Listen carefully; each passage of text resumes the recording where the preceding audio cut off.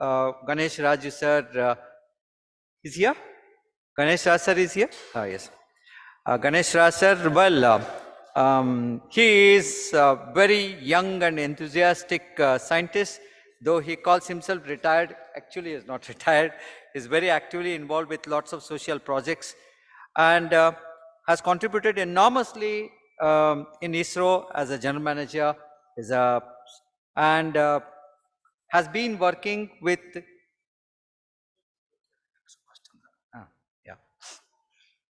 and he's been working with Dr. Lingaraju for a very long time. Their association is more than 3 decades now. So I request him to chair the session, and simultaneously I request yet another senior personality, a wonderful personality whom I met, the book, unique book they have developed about Bangalore water resource, which has almost all the copies which they published in the year 2015 have been exhausted. So only one copy he had, and I had the luxury of seeing that copy and taking a photograph. He is also there. I request Dr. Subhash Chandra to co-chair the session. So may I request Kaveri ji to escort Subhash Chandra ji to the dais. Yeah. Then I request Sahadev ji, who is a geophysicist. For a number of years he worked on fossil fuels, but now currently is focusing on water. So he is there. He is a geophysicist by qualification. And then he is going to be supported by Sahadev. Right. Yeah.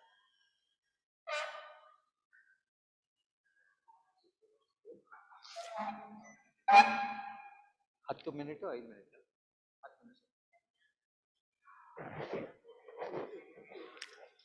We have more than 20 plus presentations, 25 plus presentations to go on in the remainder part of the symposium.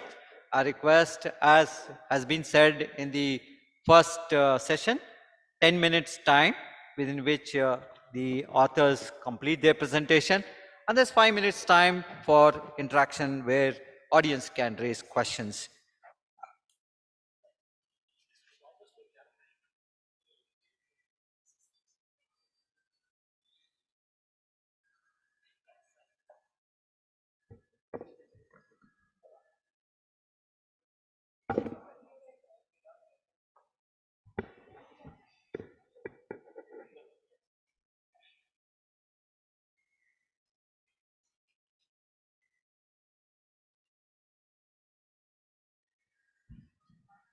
So shall we start the session now?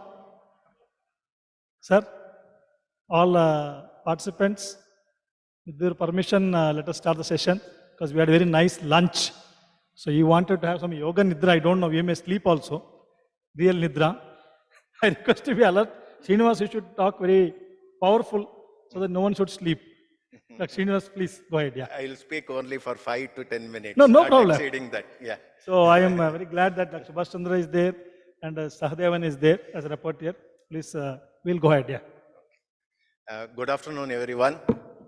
The topic for my presentation is related to impact assessment, and I have put it as a framework for effective assessment in respect of interventions for climate resilient Jilla Panchayat.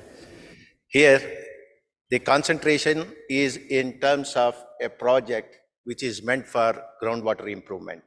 Let me put that in first place as a context. At the end of a year, a student would like to take the examination and he has to pass. Similarly, a project at the end of implementation has to show itself as a successful one. The degree of success is something what we need to look at. And it is just not a single paper in which a project has to pass. Multiple question papers would come just as in any other examination. Now here, before we start, just for my understanding, correct me if I am wrong, what is resilient? It is nothing but adaptability. Now I have picked it from a a very well learned, published article, we need to make our project to be reliable to become resilient. At all times, does it produce the kind of services we intend to? In order to be reliable, it has to be sustainable. That is, it should be perpetually working. Unless it perpetually works, unless it is sustainable, it is not reliable. Unless it is not reliable, it will not be resilient. This is the first remark I wish to make.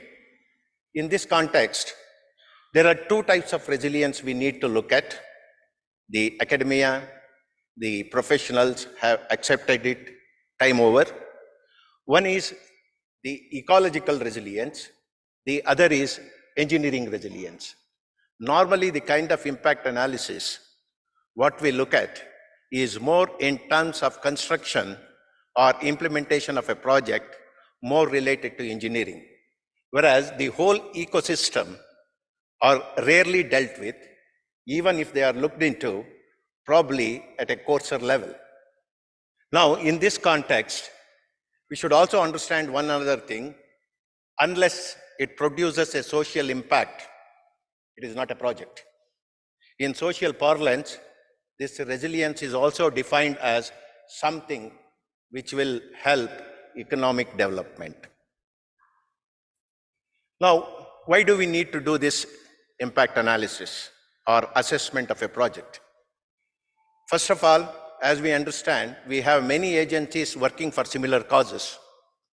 Most of the projects, what we see in the sphere of water, sanitation, energy, either have a strong overlap or more or less similar. At the same place, at the same time, it should not be that we are doing concurrently two similar projects. So in that context,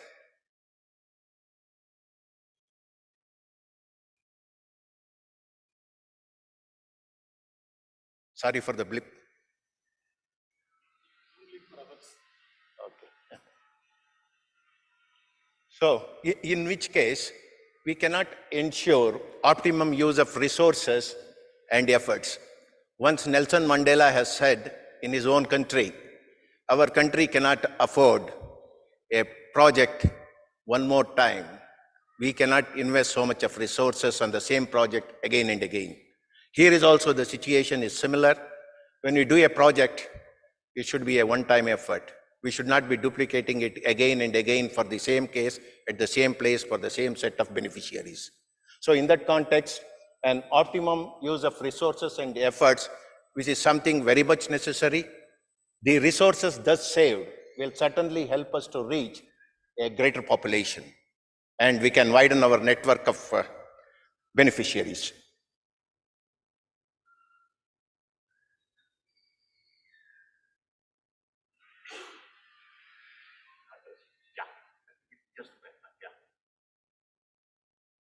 Next slide, please. Now here, this is something I request you to pay your attention to. When I say ecosystem, this ecosystem is a constitution of us. It is all right, sir. It is all right, sir. When we talk of an ecosystem, we can think of three spheres.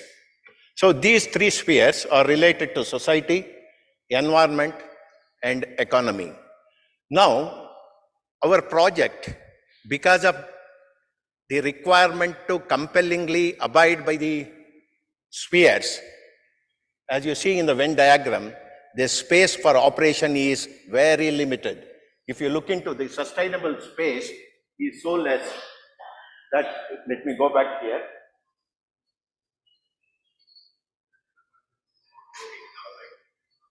See here, when we see the interaction between society and environment, we are in the region of varying to a certain extent.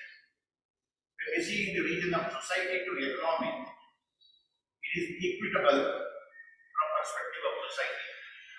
When we see between environment and the economy, it is viable. Here we talk of viability only respect of expenditure, not in terms of resource capitalization. The moment you capitalize on resources, the hazard of that is irreversible. We have to look at that.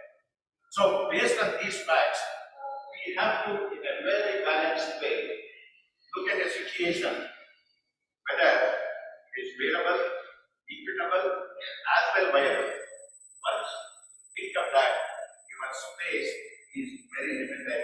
That is where our resilience has to be thought of.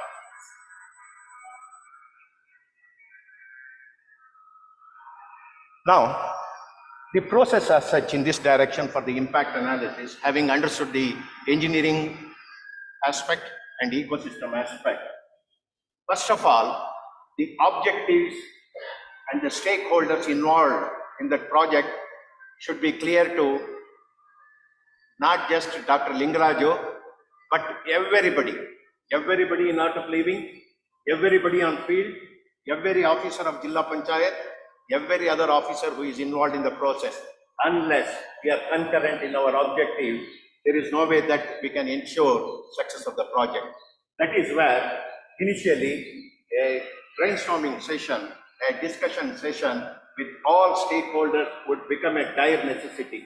And most of the project failures have problems emanating from improper setting up objectives and methodologies. That is the first step towards that. We have to concentrate much and settle things once for all. Once settled, we should not go back and start revising it. It will have its own effect on other things too. The three spheres, what we discussed, it will have an impact on that. The moment you change it, the cascading effect is certainly there. Then purpose and scope of the work. Let us do a limited work. Let us not try to snatch the whole world. Do it in small things. Do it in such a way that it is scalable later. The one what you do it best. Do it with a limited budget. So that is something what we need to look at when we decide about scope of work. And then we all learn. We all learn with each project. Nobody is a Brahma to understand everything threadbare to implement a project. The literature review comes in handy. It is just not literature review. A focus group discussion is something with Elite will throw a lot of light onto this, just as this congregation since morning is providing a lot of food for thought. So as the literature review discussion with the Elite is something which will help us to fine-tune our objective and scope of work. Then, of course, the logical conclusion is approach and methodology. Once first three are settled, it is just something which should be simple for us. Now, here I have just listed few parameters for assessment. It is not limited to that. Based on the objectives what we set for the project, the aspects or the parameters for evaluation can vary. Herein, I have drawn for engineering much of the parameters from very well documented guidelines published by Central Groundwater Board. Let me admit that. Let me acknowledge that. They have done a wonderful work. And in engineering, the pointers or the evaluation parameters refers to groundwater level.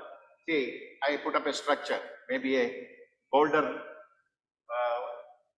check, maybe an injection well, maybe a water pool.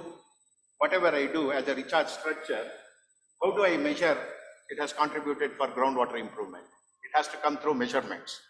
So those measurements are very much necessary in the engineering aspect, like groundwater level. The cropping area, see, the groundwater level has improved, fine. Has it benefited farmers? That is the next question. Has it increased the intensity of cropping?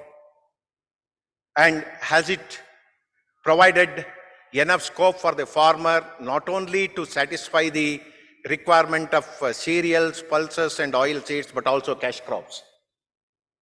See, these are few things which we have to bring out in a data sheet in a very clear way to aggregate data and finally analyze that. And then finally, what about well yield. Water quality. In the morning, we discussed something about fish having a problem with the dissolved oxygen content. The quality of water is another thing, of course. With groundwater recharge and other things, TDS is something which we can handle. But anthropogenic activities, pollution, is something which is very difficult to handle, which may need a separate kind of treatment. Similarly, in case of environment, the vegetation, non-seasonal flow in rivers, the soil crack, that is, more the soil moisture, the cracks do come less. The subsistence and other things what we need to look at are some of the parameters what we can look at. Then society, very important. Nowadays, nothing is a success unless the society at large is benefited. How do society benefits? One term we have to say living standards have to improve. What are the parameters to understand that living standards have improved? Maybe we can think of, can we control waterborne diseases, encephalitis, nitrate problem, fluorosis, all these things. Are we able to address the issues of recurring drought in a village? Is there an equity? That is, are we extending this benefit to all people, all cross sections? And similarly, has it generated enough employment, economic activity indirectly? So these are few things what we need to look at. And the last one is debatable. We are in a sphere of giving subsidy for everything. This subsidy cannot work eternally. Somewhere it has to stop. If you want to have a quality service, you have to pay for the service. When you pay for the quality service, you can earn back also. We have to understand that. So in that respect, whatever expenditure which happens in respect of these implementations, groundwater structures, implementations, the cost has to be recovered. Not only the cost has to be recovered, perpetually it should be self-sustaining for its upkeep. That is another thing which becomes mandatory for us. So in this respect, going further, the data which needs to be collected can be primary in nature as well secondary in nature. In primary, we have quantitative data as well qualitative data. The quantitative data is through measurements, computer simulations, and other similar means. The qualitative data is always obtained through beneficiaries, non-beneficiaries, other stakeholders. Similarly, the secondary data is obtained from focus group discussions, literature review, government reports. It is not just limited to that. There are many more things to that. A well-defined data sheets to gather data in respect of this, maybe a handheld mobile app nowadays is a good means to do that, because we can aggregate and analyze and present data in a few minutes. That is something what we can look at. So having done this, my last slide, planning stage, as I said earlier, is very, very important. We have to preempt all kinds of pitfalls at that stage of planning and setting our objectives and scope of work, and involvement of all stakeholders at the bottom of the rung. When I say, it refers to a person who really constructs boulder check. Does he know for what he is doing that work? Unless he knows that, he will not be able to do a quality job. He has to understand that. And not only him, but all who are involved in that. And aided by impact studies of past relevant works can lead to resilience and success of art of living. Thank you. Thank you, Dr. Srinivas, for putting some thoughts on the need for impact assessment and format. Of course, certainly people may have their own views to whether the same parameter or different can be there. Any question? Srinivas is already gone.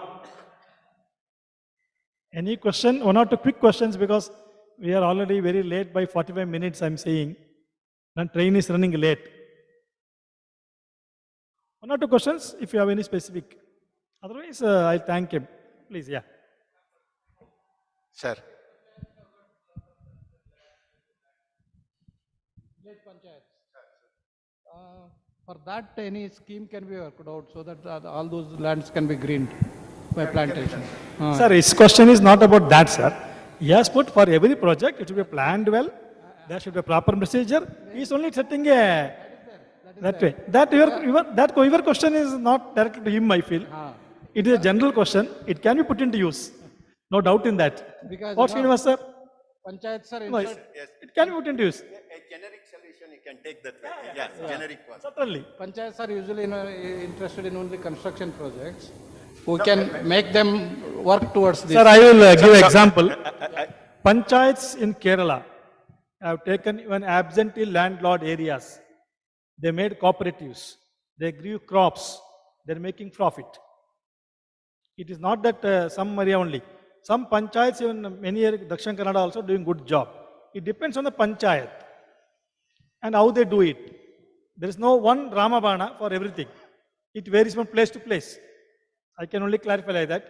I think, thank you, Dr. Srinivas. I think Please, you can add, yeah. Summed up. Yeah, thank you. Thank you very much. Now we'll go to next presentation by Dr. Kushalappa.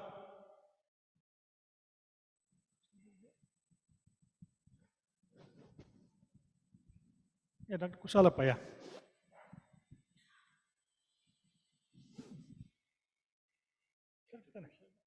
He's coming, yeah.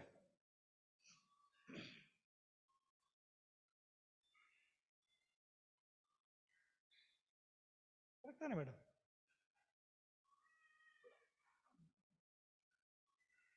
Kushalappa, yeah. Bani, sir, please, yeah.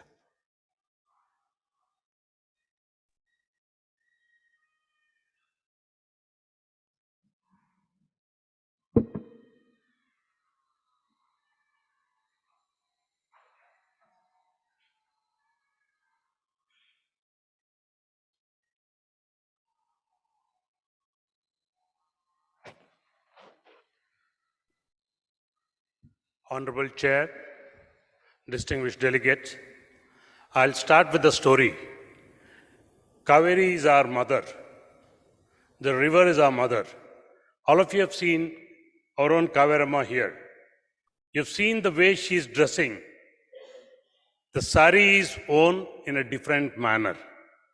If you see, the pleats are not in the front. The pleats are always at the back. The reason is, it's for respect of Mother Kaveri. When she wanted to flow as a river, all the women and men, they went and blocked her way, requesting her not to flow. The pressure of the river brought the pleats back. That's why when you dress up in Kugi's sari, we always have our pleats at the back. That's the story. But what is the relevance? We are all basically paddy field workers. We work in standing water.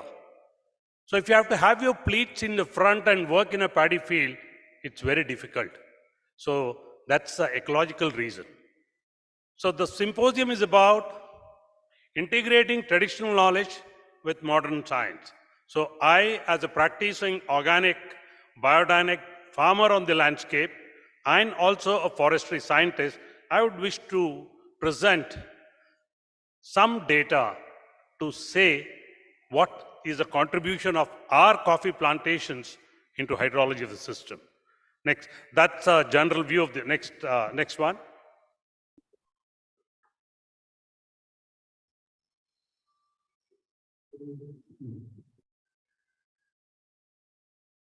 So this was part of a European Union funded project. Unfortunately, it's from 2007 to 11. The project was from 2000 to 11. 7 countries took part. We were the only site in Asia and India. So the first effort was to document the ecosystem services and look what mechanisms of payment can be provided to the farmers. How many farmers took part? 3,000 farmers took part in this workshop from 38 villages and 114 coffee estates we worked. It's not moving.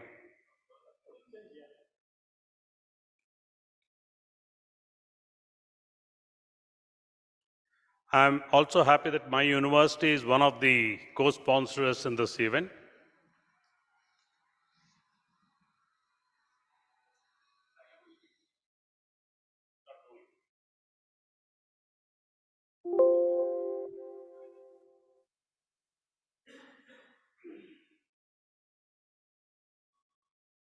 So the data that I was been talking has some traditional knowledge and some modern value. What is the traditional knowledge? Farmers in Kodagu, we keep very meticulous rainfall records at every estate. Every estate has rainfall records. This is probably part of the British culture there. So what we did was, we could access rainfall data from 80 farms in this region for 85 years. 85 years micro data from 114 farms we got. Yes, so these are the study sites, the 34 villages that I've been talking, the 114 farms, and that's a culture. Probably you've seen Kaveri wearing only the sari, but this is the traditional dress. Everything is linked to our mother Kaveri there. So we access the data from the farmers. Very interesting observations. The rainfall patterns, they follow a 12-year cycle. Once in every 12 years, you have 2 bad years of monsoon, meaning the rainfall goes below 50%. So this data we wanted to test. The project ended in 2011. As per the prediction, 16, 17 should have been the 2 bad years, and it did happen. So this farmers' data that we gathered provided us a lot of information about what would be happening. Because we forget these events. We only talk the rainfall this year and rainfall last year. But this is one information that we had. Next. So I told you that these were all the different farms where we recorded the data in the entire watershed. You see the classical colors are the variation of rainfall. From 200 inches in Talakaveri to 40 inches in Kushalnagar. That's a variation within Coorg itself. From 200 to 40. So you have virtually 4 distinct rainfall zones where we could do these studies. And for the first time, we wanted to measure, if you receive 1 inch of rain, how much is intercepted by the canopy, how much comes through the stem, how much is getting into the ground, and how much is running off. So we had interception, through fall, stem flow, and infiltration, and the runoffs computed in this particular manner. All this was replicated in all the 7 countries. All the 7 countries, Kenya, Uganda, Rwanda, Costa Rica, Nicaragua, and Guatemala, and India.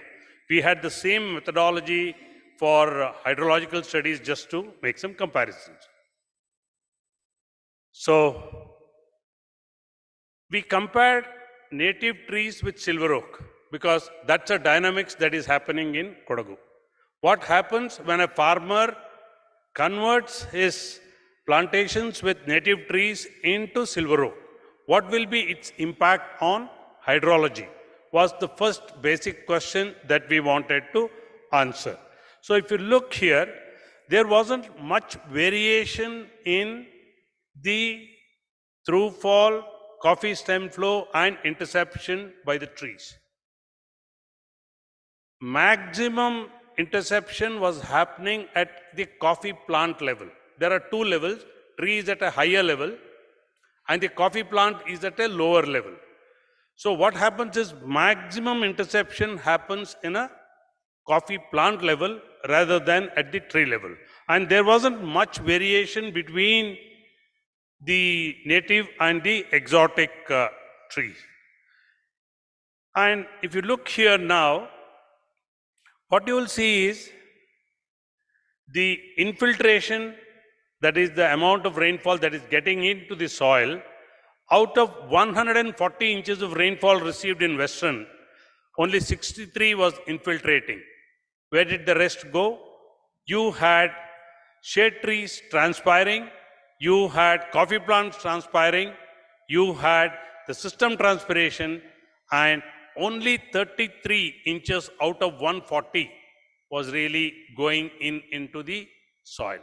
So the rest is either intercepted or it is taken care. So the western, central and eastern are the three zones where the rainfall ranged from 114 western zone to 80 inches in central zone and 40 inches in eastern zone. Hence, what did we study? We made out that canopy of coffee and shade trees, they intercept 15 to 25% of the rainfall. So if you lose your coffee plantation, this amount of water, 15 to 25% of water will just run. So it will cause not only erosion of the soil, it will also lead to flooding and all the other issues. So unlike tea plantations, coffee plantations definitely help in slowing the impact of the rain. That's why we call them as sponges. My coffee plantation is called as a sponge. First, because it intercepts the water holes. Next, because of the good ground litter, it again holds water. The other interesting part was comparing the exotic and native, silver oak and native plant. What we found is rain infiltrating into soil was greater in native than in exotic plants. Meaning, if you have a plantation with native trees, then the infiltration is much higher than in that of silver oak. And as I told you earlier, the fluctuations in rainfall following a cycle, this is 8 years data, 12 to 14 years. And the same data also gave us the length of the rainy season has decreased by 14 days over 35 years. So these are some local, I wouldn't say climate change, rainfall pattern variational data, which can give you some information to us. So, based on these studies, what do? I can say my plantation intercepts so much, it's very good, all that. But unless you translate this into a kind of payments for the farmer, why will he be interested? So the entire initiative is you have to value the service and look at mechanisms for payment. So what have we done? We've gone for eco-certifications. So plantations following good shade management and other practices, they've been certified by Rainforest Alliance now. I'm one of the such farmers who's been certified by eco-certification. And what do I get? I get 15% premium on my coffee, which is sold in a different value chain. You have a farm gate sale of coffee where you realize X. But through this certification, we've been able to get 15% premium more. This is the first payment that I'm receiving. This is under eco-certification. But now, our big question is PES, Payment for Ecosystem Services. Everybody is only talking of carbon.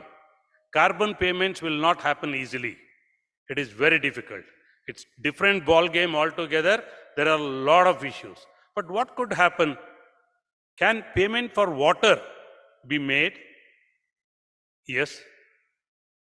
Is it not possible that ITBT companies in Bangalore using Kaveri water commercially, I'm not talking of a domestic user, can't they provide under CSR support to small farmers in Coorg who are cultivating coffee under shade trees and also Farmers in Coorg have stopped growing paddy, mind you. If farmers in Coorg stop growing paddy, the water into Kaveri will become less and less and less. Why? We impound water for 4 to 5 months when we grow paddy. And that's the slow recharge which recharged all the streams and others. So the summer inflow was excellent. So the moment we've stopped growing paddy, the inflow into the river has also been impacted. So there are two major dynamic changes that are happening. Farmers stopping paddy cultivation is one major change. The second is farmers removing the shade trees and trying to produce more coffee. In both the manners, farmer is gaining more money. By removing the trees and growing for sun coffee is getting more coffee yield. By having shade, the yield reduces. So the farmer wants to realize more money, so he's gone for some practices. But if we want more water to Kaveri, there has to be a mechanism. So eco-certification is in place. Farmer is realizing some payments for his services. But now, can we talk with Infosys, Wipro, the big IT, VT industries in Bangalore, and under CSR, whether they'll be able to support farmers to grow paddy, especially paddy cultivation in Coorg is highly ecologically viable. It is not like Mandya and other areas where the water is got from the dam. Ours is in the entire Western Ghat belt. Why only Coorg? Even in Uttara Kannada also. Paddy cultivation is highly ecological. So this is the message that I have. I would wish to end with my Green Army. I am part of the College of Forestry. So many of my students are currently in the forest department as officers. But what are we looking forward now? If Art of Living intends to have some program in Kodagu, in revival of the Kaveri, definitely we have not 100, not 200, 300 students in one campus who can all be part of this initiative, because I see the positive energy in this mechanism. Technically, we need to really move up, but this initiative of Guruji in trying to revive the river ecosystems can happen with students from the college and our data. We can ensure that if the farmer realizes more money in his pocket, he'll be able to do whatever we say. If you don't really show him the money, see now farming itself has become so difficult. Where are the younger generation to farm? So this is the last message I have for us. Again, I said, River Kaveri is our mother. So we still worship the river Kaveri, and hence I would wish to end with the note. We've just made this beginning, partnering with Art of Living.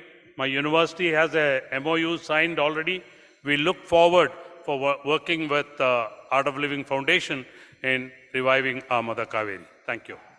Thank you, sir. Any questions? Yeah, please, yeah. Yeah.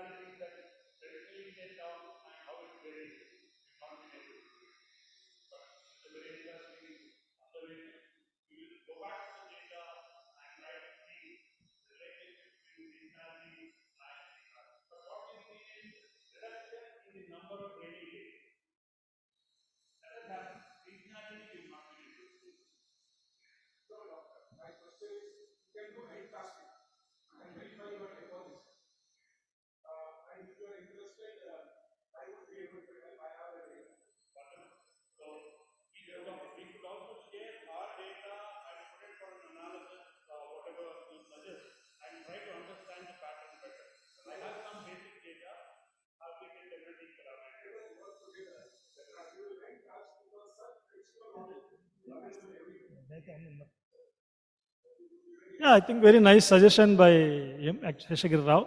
You can interact. See, basically, one more thing I would like to highlight is IMD data also available for 100 years.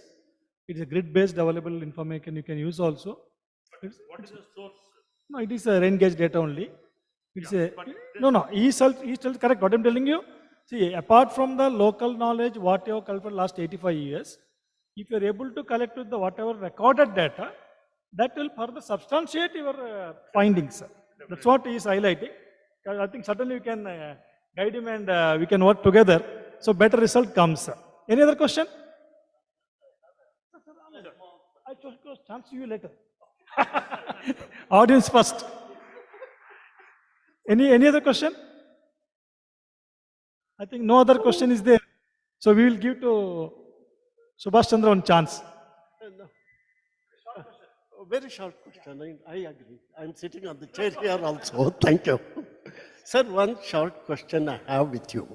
How can you differentiate forest hydrology with that of coffee plantation area? It goes almost together, is it?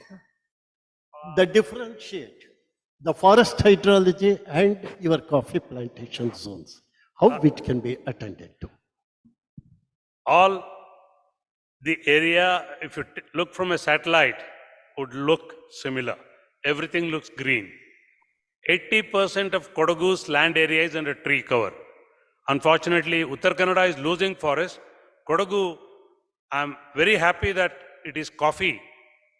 33% of the land area of Kodagu is under coffee plantation, sir.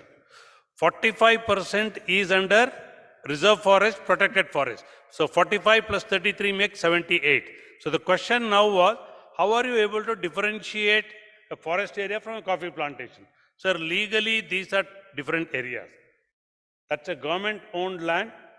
Coffee plantation is a private revenue land. These are not forest land, these are wooded land, but these are private revenue areas. So in a village map, every farm has got a survey number, ownership given, and the plantation. So there is very distinct separation between forest and coffee plantations.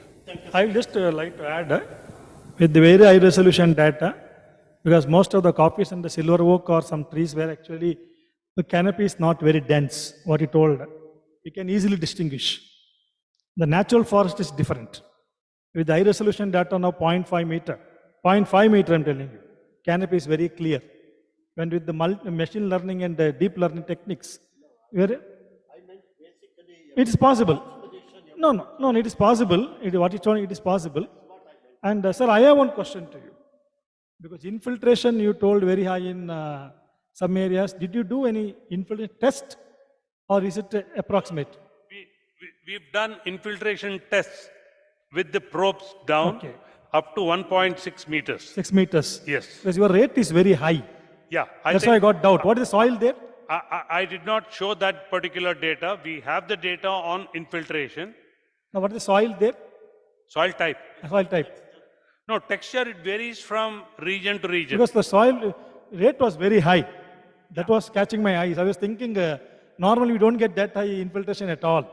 Sir, over the next 2 days, I will share you this data, the soil type and the infiltration percentages that we have measured. Because of the restriction in number of slides, It's okay. Yes. Just I want to know what you have done. I'll definitely share. Thank you very much. Right. I think thanks a lot, sir. Nice study. We'll give a big hand to him. And now I think we have one more presentation by Dr. Vasdev. It is online presentation. Can you have his presentation, please? Yes, sir. I'm trying to share it. Restoring fresh water stands.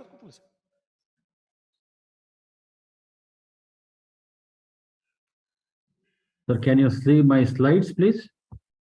Yeah, your voice is audible. I'm sharing my slides also. Is it visible? Slide not at. Okay, now it is visible. Yeah. Okay. Just do this. Okay.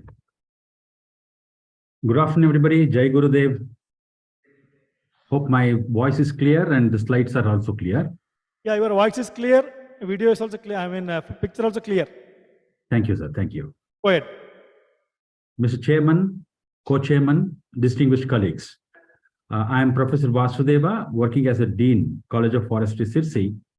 I am presenting my presentation on restoring freshwater swamps of the Western Ghats. My slides are more, but I will not take much time. This is where I come from, in the Central Western Ghats. My College of Forestry, C-I.C.T. is right in the hotspot of biological diversity. That's in the Uttara Kannada district in northern Karnataka. And as we know, Western Ghats is a hotspot of biological diversity, and it's an abode for unique ecosystems such as freshwater ecosystems. What exactly is a Myristica swamp is? It's popularly called as Myristica swamp. It's basically a low-lying, sluggish-flowing stream that was actually called as a lifeline of the Western Ghats and the river systems of the Western Ghats. It's called as Myristica swamp. Basically, it's dominated by one particular family called the Myristicaceae, or the nutmeg family. What you're seeing in the forefront is a nutmeg fruit with the aerial, and aerial is the one which is economically more viable. The plants here are adapted to these conditions of flooded and waterlogged conditions. What you're seeing is a stilt root of Myristica tree, which actually propped up from the stem, and it helps to breathe in the waterlogged soil. This is actually another type of roots that we see here, and this is popularly called as Vandanki Mara in Kannada, basically because if you look at the trees and their roots, they resemble the numerical 1 of Kannada. That's why it's called as Vandanki Mara. The lenticels that are found on these roots help in taking the oxygen, and that's how the plants within these waterlogged conditions can actually live. These freshwater swamps are actually toxic for an ordinary tree. The tree has to be adapted like this. Not only this, it has to get itself adapted to the high conditions of ferrous, manganese, low oxygen. Then only it can survive. That's why only specialist group of the trees can actually come here. And in fact, these Myristica swamps are holding on to that biological diversity that the whole of Western Ghats is actually known for. It's one of the most diverse ecosystems. We have these dancing frogs, which have become very world famous after Gandhadagudi too. And it also is having an extremely unique flora and fauna. And this one particular frog called Neelanetricus, we call it as the Aishwarya Rai of the Myristica swamps because of the blue eyes. And it's also home to several endangered and economically important species. More than 100 of them are found here. And these are called as relict forest or the live museum, and it's a home for proto-angiosperms, basically because if somebody asks you which is the most oldest form of forest in the Western Ghats, we can very well say it's a Myristica swamp, basically because it goes back to the era of the dinosaur. In fact, it is one of the live museum of it. That's why it is now called as the most primeval ecosystems of the planet today. Ecologically, they are extremely important. They control the flood. As Dr. Kushalappa put it, it's like a sponge. It absorbs the water. It stores the water. It feeds the rivers. Only when the Myristica swamps are good, the perenniality of the river will happen. It's also called as the intermediate era region between the terrestrial and aquatic systems, helps in huge amount of nutrient cycling. This is how the root systems exist in a Myristica swamp. As you can see, it literally makes a carpet of the root so that the water is going to be extremely simple in terms of infiltration. And these swamps occur in all the 4 river valley systems in the Uttara Kannada, Kali, Bedti, Aganashini, and Sharavati. In fact, it was called as the lifeline of freshwater organisms and the river systems, basically because once when there were no arecanut gardens, there were only 2 kinds of forest. One was a Khan forest, another is a swamp forest or jeddi forest, which actually had a connectivity to the major river. The major rivers were fed by these small rivulets, and these small rivulets get their water through the sponge kind of the Myristica swamps. In fact, this is how one can see, this is where we have worked, and we have mapped these Myristica swamps all along the Sharavati River. But unfortunately today, these unique habitats are critically threatened habitats, maybe because of the developmental activities, maybe because of the expansion of the horticulture to expand the paddy fields. In fact, in our own study period, we saw more than 2 football field of area being encroached and actually converted into a recoconut garden. In fact, most important critically endangered animals, they have to come to the road because the road is passing through their very good virgin forest. This is one shot taken in 2004. The meandering the black shade that you see is actually the swamp, and rest all are the evergreen forest. This is in 2004, and in 2010, as much as around 4 football field area was encroached, and newly the Arakanat formation, Arakanat form was done. So that's how these habitats are now becoming critically endangered. Though it's home to the most endangered and economically important species, their conservation has been neglected. And so we wanted to now look at where all these swamp habitats occur in the entire Western Ghats. We actually took a long survey for more than 3 years and found out there are more than 108 habitats, swamp habitats. And these habitats have exclusively sophisticated and well-adapted species, and no other species can actually adapt to this. In fact, we tried this hypothesis taking one of the species of Myristicas, and the most important species of Myristica is the Myristica fatua, which occurs only in the swamp. If you put other Myristica species back in the swamp, they die. If you put this Myristica swamp, Myristica fatua, other than the swamp, it will die. So it's a very tightly linked kind of a thing. So this is how we actually took a survey. And then we also looked at its geographical distribution, habitat specificity, how well are the populations, how are they actually faring in terms of regeneration, what is the level of genetic diversity, and then what's happening to the establishment. In every aspect of it, we now found that they have a restricted habitat distribution. They're extremely specific in their habitat. Wherever they are found, their population sizes are low, and they show low fecundity. This is exactly happened for cheetah before it became extinct in India. So we are actually looking at a plant population in the Myristica swamp, which we can call it as green cheetah in the making. So we wanted to actually revive this and reverse this trend. So what we did was we took 3 approaches. We introduced the species, Myristica species and other group species into newer habitat. We created forest gene bank, and we also tried to link the fragmentary swamps. As I said, swamps once were a lifeline, and they were like a chain. One swamp was actually talking to other swamp through ecology and exchange of the genetic material. But today, because of the fragmentation, they have become islands. So we would like to now, we wanted to can we attempt linking of these fragmented swamps through creation of the micro corridors. We took up 3 clusters for recovery, and we restored these fragmented swamps through enrichment planting of the micro corridors.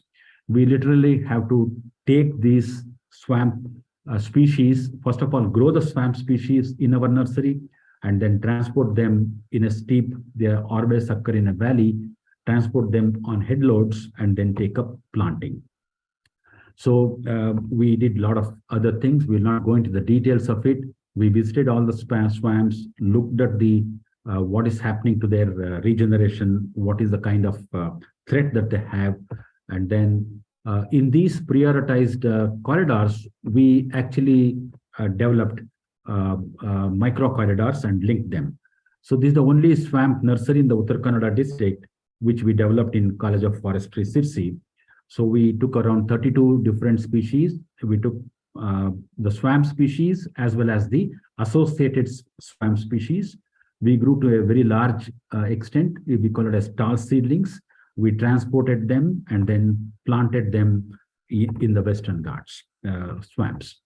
And we also actually started sowing seeds instead of carrying the seedlings as well. And using this, we could, after about 3-4 years of the introduction, the plants have actually literally grown. And then what were the fragmented Myristica swamps, we could create at least about 4 or 5 micro corridors like this. So fragmented corridors have been linked through the restoration. So we did it using our own project money, but we wanted to feel that the people should actually start looking at them. When the whole of the world is actually looking at Myristica swamps, we have now seen villagers who have not even seen especially the women and children, have not even seen the Myristica swamps. So we created VFCs. We also created Rampatre Jaddi Samrakshana Samiti. It's a swamp restoration committee. And then we actually encourage them for coming to the swamp and do some puja, and then give them locals. Conservation efforts were involved in the locals. There was a small poly house that we built within the swamp area in the village. And then we distributed a lot of seedlings, more than 10,000 seedlings were distributed there. And then there is one particular place where this Gymnocranthera canarica is worshipped, and that we encouraged so that it forms a kind of a reverence to the swamps as such. And perhaps these small kids have come to the swamp for the first time, though the swamp is next to them. This is how we actually cultivated it. And in order to reduce the pressure on the swamps through some kind of co-financing, we also gave some incentives to the local community to construct the fuel-efficient chulas and dryers. And then we also educated the children in terms of awareness program, and then school children going to these things. When I was a member of the Western Ghats Task Force of the Government of India, Government of Karnataka, we could also do some kind of a policy efforts to conserve these. Before our efforts, these Myristica swamps were never part of a protected area, and we brought it under Agnashini Land-Tailed Macaque Conservation Reserve, and today it has been converted into Sharavati Wildlife Sanctuary. So we also bring in policy change through the Western Ghats Task Force, where we lobbied for this. So overall work coordination was this. We took, in fact, the swamp were also coordinated by the College of Forestry, Ponampet, College of Forestry, C-I.C.T. Survey and mapping was done. We identified ecological constraints for the development, which I did not follow. I did not tell because of the time constraint. We did a lot of genetic diversity studies using molecular markers. For the first time, we developed molecular markers for about half a dozen species, and we identified critically endangered habitats. And then nursery plantings were never a practice, even for the forest department. We developed the nursery techniques, and then micropropagation we could not do, and recovery actions were in combination with the College of Forestry, C-I.C.T, Ponampet, and the KFRI in Kerala.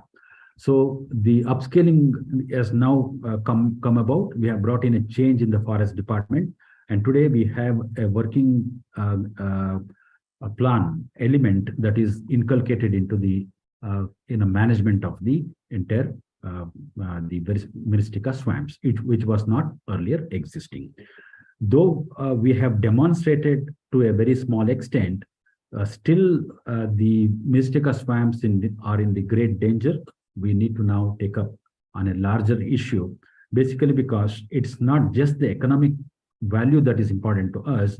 If the rivers have to be more perennial, we need to now create micro corridors and conserve these Myristica swamps to a very great extent. I think with that, I Thank you very much. Leave some of the pictures that we took in restoration. Thank you very much.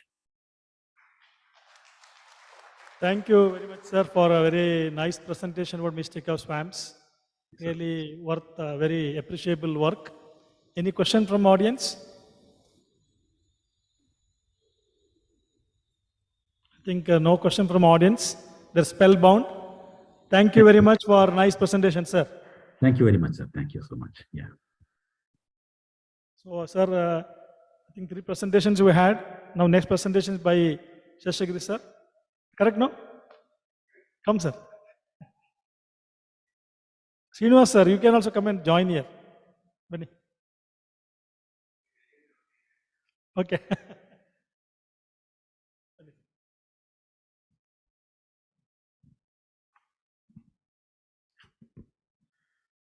Hello.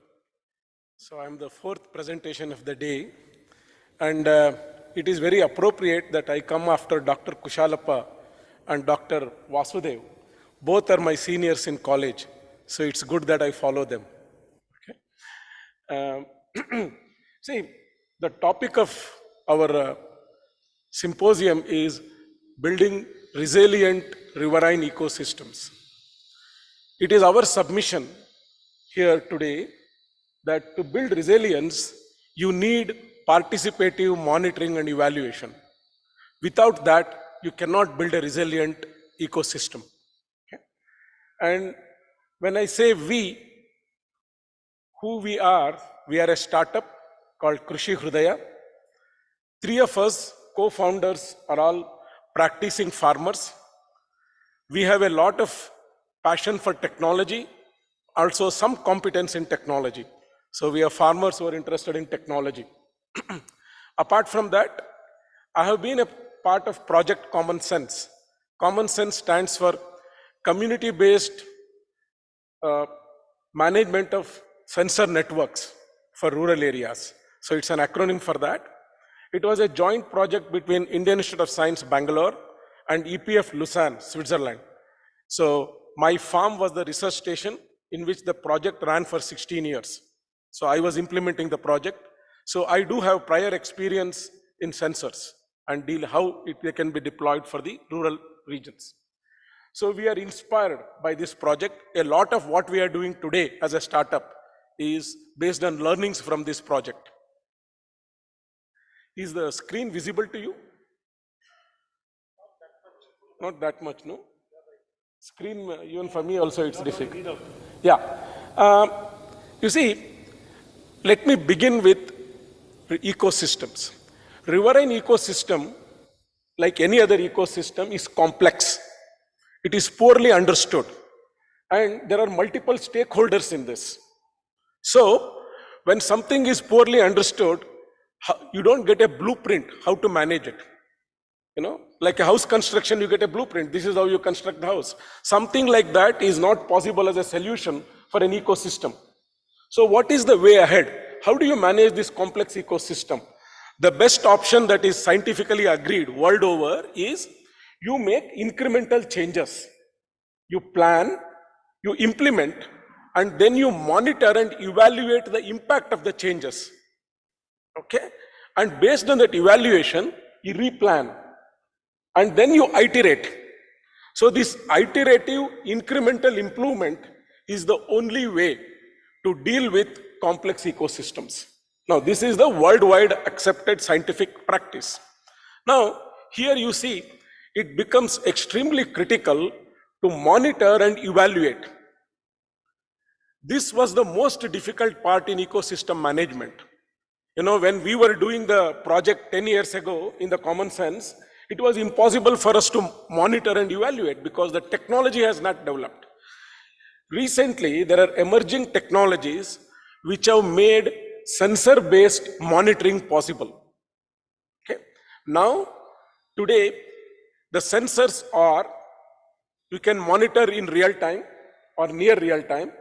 The monitoring is accurate. It is affordable. You can afford the cost. And it is automated. And you can also integrate it with several other data sources. You know, so integration of data is extremely important. So it is possible to integrate.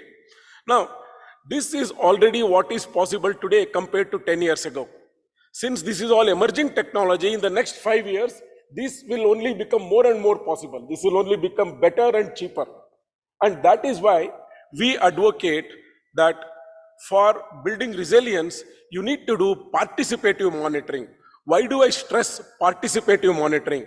We would want stakeholders of the ecosystem, those who are impacted by the ecosystem, to be involved in monitoring. Only then it will be honest and transparent, and it is efficient and it is sustainable. If I have a stake in the groundwater that the stream is recharging, then if I have to monitor the stream, I will, as a farmer, monitor the stream very meticulously, because that recharges my borewell, isn't it? So this is the kind of participative monitoring that we are talking about. And that is possible using sensors today. And that is what I would like to place before you. So let me take it with a live example. And we are working with Vyakti Vikasa Kendra Center of Art of Living on this example. You see, in the riverine ecosystem, the smallest unit perhaps is the watershed. Okay, and here we have taken one watershed, Garani Halla, in the Vedavati riverine ecosystem. Garani Halla is a very dry area, 43 centimeters annual rainfall, 100 years average, with 17 centimeters standard deviation. You can see variability is very high. It is a very poor soil, doesn't hold much water. And again, if you look at Garani Halla watershed as an ecosystem, it has an interaction with the larger ecosystem. I have just listed here. For example, you can think of stream flows, groundwater, nutrients, farming systems, pest and pathogen populations. So there is a lot of interaction between the watershed and the larger ecosystem. Okay. Apart from that, there are also government-induced developments. For example, now this entire region, they are going to bring the upper Bhadra water and recharge the irrigation tanks. Now this one project will completely change the dynamics of that area, because now irrigation tanks are getting recharged. So we also need to consider that interaction in our monitoring and evaluation. So these are the parameters that we need to monitor, not just natural, including development activity has to be considered. Now, in all these interactions in the watershed, the most critical thing is water. Okay, water is central to everything that we do. Particularly in this semi-arid region, it is groundwater. Okay, already in this region, borewell is the only source of irrigation. There is no other source of irrigation. Surface water is gone. Okay, and here the borewells have entered something called as tragedy of the commons. You know, tragedy of the commons is a technical term we use in natural resource management, that since it is a common property, it is nobody's property. Okay, so that is what is happening. Because of that, there is a severe shortage. How do we experience shortage? About 40% of the borewells dry up in summer. About 70% of the borewells in that region are already showing a decreasing trend.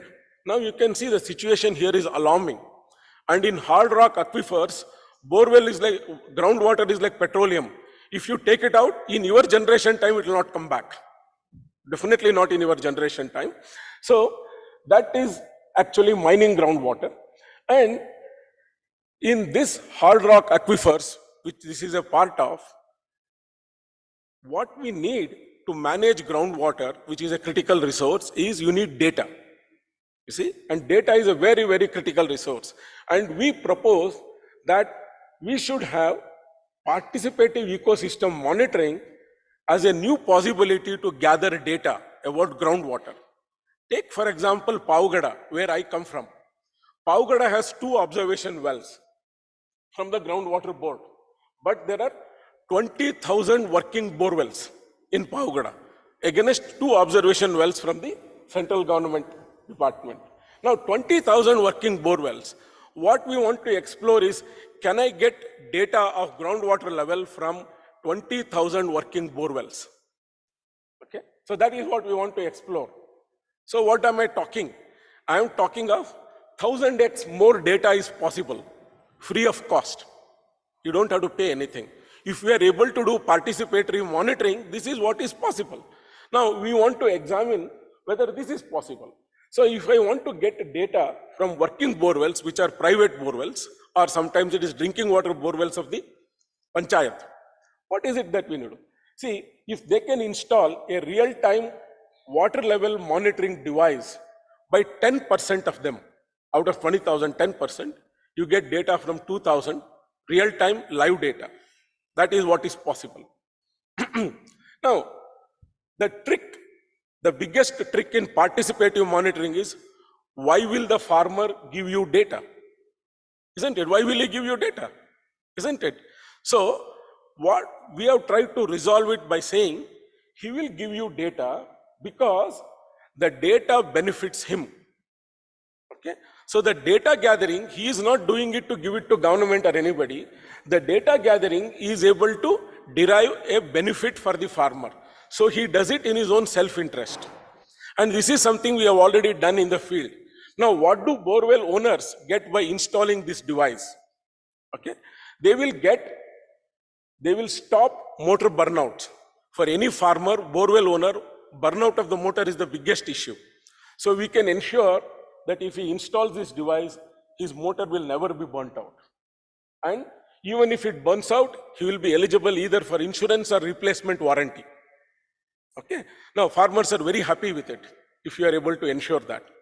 Second, there is also a high chance of increasing the yield from the borewell. High chance, I don't say guarantee. So most of the farmers do not optimize their motor and pump for the borewell requirement. So we are able to optimize the pump and increase the yield. Wherever possible, in certain geomorphology, it is also possible to do direct recharge and increase the borewell water. Even that becomes possible by installing this device. So what we propose is, farmer installs this water level monitoring devices in the borewell owners install it for their own benefit, and the data becomes available to us. And now, using this data, what we can do? Okay, so this is a win-win formula we are trying to bring out. I don't need to elaborate on what we can do if we can get such elaborate data from the working borewells. I mean, there are experts in the audience who know better than me what they can do with the data.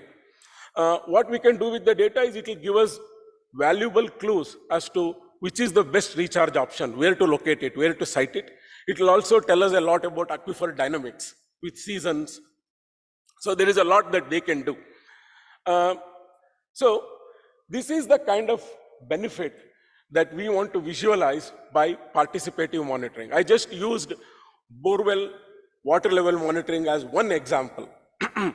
So now, what we have tried to create is the borewell starters, the device. We have created a digital platform for ecosystem monitoring.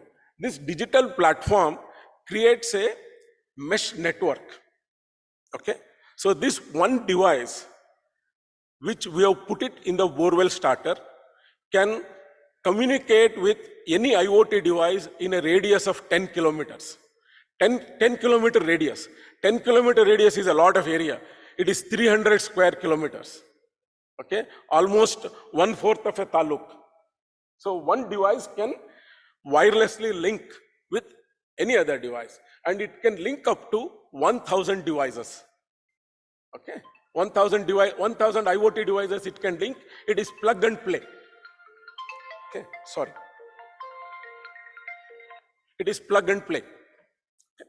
And now, why did we choose borewell starter as a way to penetrate this? There are many borewells and everybody needs a starter. So we thought this is the easiest way to install our digital platform as a borewell starter. Okay. So the borewell starter is there. It will serve the purpose for him. It will also give benefits to the borewell owner. For example, using this monitoring, we do something called as integrated borewell management. We give borewell owners alerts. When will the borewell dry? If it is possible to pump more water. And there is a lot of things that we do to the borewell owner. And we give all these alerts in local language and in an interactive way. So it is all given not in English, local language. I'll come to that. So there is another thing that we did. From my experience in this electronics, we have found anything you touch in this, any sensor you touch is in few lakhs or it is in few crores. They are not affordable. Unless for farmers, if you can design something, if you cannot give something in few thousands, it will never scale up. It will never scale up. It will only be done by research institutes and government grants. If the farmers have to do, then you have to make them affordable and rugged. Okay? Whatever you build in US and China with our grid voltage fluctuations will all blast away. Okay? So you also have to make it rugged and affordable. So as a company, we have spent a lot of effort in indigenizing anything. So the entire hardware, software is indigenous. We do everything in-house. So we are able to bring down the cost. Okay? And we are also able to tweak according to the conditions. So these are tailored to the local conditions. So we have made it rugged, and since that is how, and since it is in-house, we are also able to scale up. You want 5,000 pieces per month, we are able to do it. Okay, so that is how it has become affordable and rugged. And since we have experience in this field, we have also built our devices to be future ready. Okay, that is why we say it can link up to 1,000 IoT devices. We expect that in the next 5 years, given the spread of technology, the IoT devices will become rampant. So the space is given for 1,000 devices. So one small box there, which you see, can link up to 1,000 IoT devices. It can communicate up to a range of 10 kilometers radius. So that is just a starter, but inside it, we have hidden a digital platform for ecosystem monitoring. So that is hidden, which the farmer will install and we can benefit from it. So these are the installations that are already done. We have over 600 installations all over South India. We have in the 4 states, and all of them are working. You can see on the middle screen, the data is coming to the mobile app. So we have built, we have 3 things. We have field installations of these starters, which are actually digital platforms and gateway to the cloud. So these are available. And then we have our server, which we maintain, which processes and analyzes the data. And to the farmer, this is what the farmer has. The farmer has a mobile app as an interface. So he has this interface, and we have created one super app for everything. All the services we do are in one super app. They are available in local languages. Okay, Kannada, definitely it is available. We are doing the other languages. So they are available in English and also in local languages. You can see this app gives many features. I'll come back to it a little later. So this is what the farmer has. I want you to focus on the data that the farmer is able to get. Okay. For example, the first graph is the water level in the borewell. So this water level is real-time water level in the borewell. Our update frequency is 7 seconds. Every 7 seconds we get a data. Of course, we don't give farmers. We give usually for 1 hour or whatever time he desires. So he can set the update frequency, but our ability is to update every 7 seconds. And that is the water level in the borewell. The second graph is the water output. What is the yield? Again, here we can give you yield every 7 seconds. The x-axis, the time frame can be set by the farmer. Depending on whatever interval you want, you can give. So the amount of discharge from the borewell is given. The third one is power. That is not required for the farmer. We use it for monitoring the health of the borewell motor. See, we do a lot of health monitoring of the borewell motor. We use it for that. See, along with that, we also can visualize data in any way you want. You can put it as a bar graph, how much time the motor was on per day, how much was pumped. We can play with data. You see, since at the server end we have control, we can play with data, give you any kind of visualization you want. We can also give you weather forecast. You know, we have linked with NOAA, which is a US agency for weather forecast. From there, we are able to give you weather forecast to your lat long.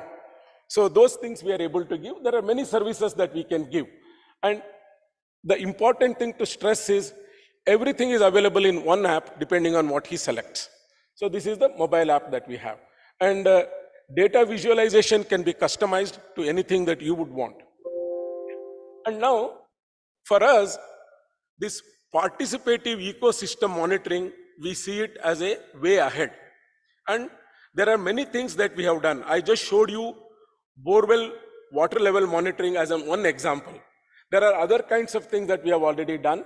We have done multi-depth soil moisture probes. Multi-depth is you can go up to 6 feet. Our limit is 6 feet. We can't go beyond 6 feet. We can't go beyond 6 feet. Then we also have observation wells water level monitoring. This was a requirement from Art of Living. Observation wells do not have power. So for that, we built a separate system as to in observation wells how to do water level monitoring. So that is a separate system built. Then we have built an remote control valves which will control the drip irrigation. You see, we are farmers and the power is given to us at night 2 o'clock. Nobody goes and turns the valve at 2 o'clock in the night. So what happens? The same water goes to the same field every day, every night. Okay? And most of us don't go turn the valves and all that. So again, we have built remote control based valves, and because they are remote controlled and they are controlled by intelligence, the whole irrigation can be automated by linking into a soil moisture probe.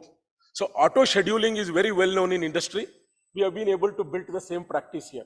So, and again, I just want to stress, because of this automation, we can practice something called as deficit irrigation.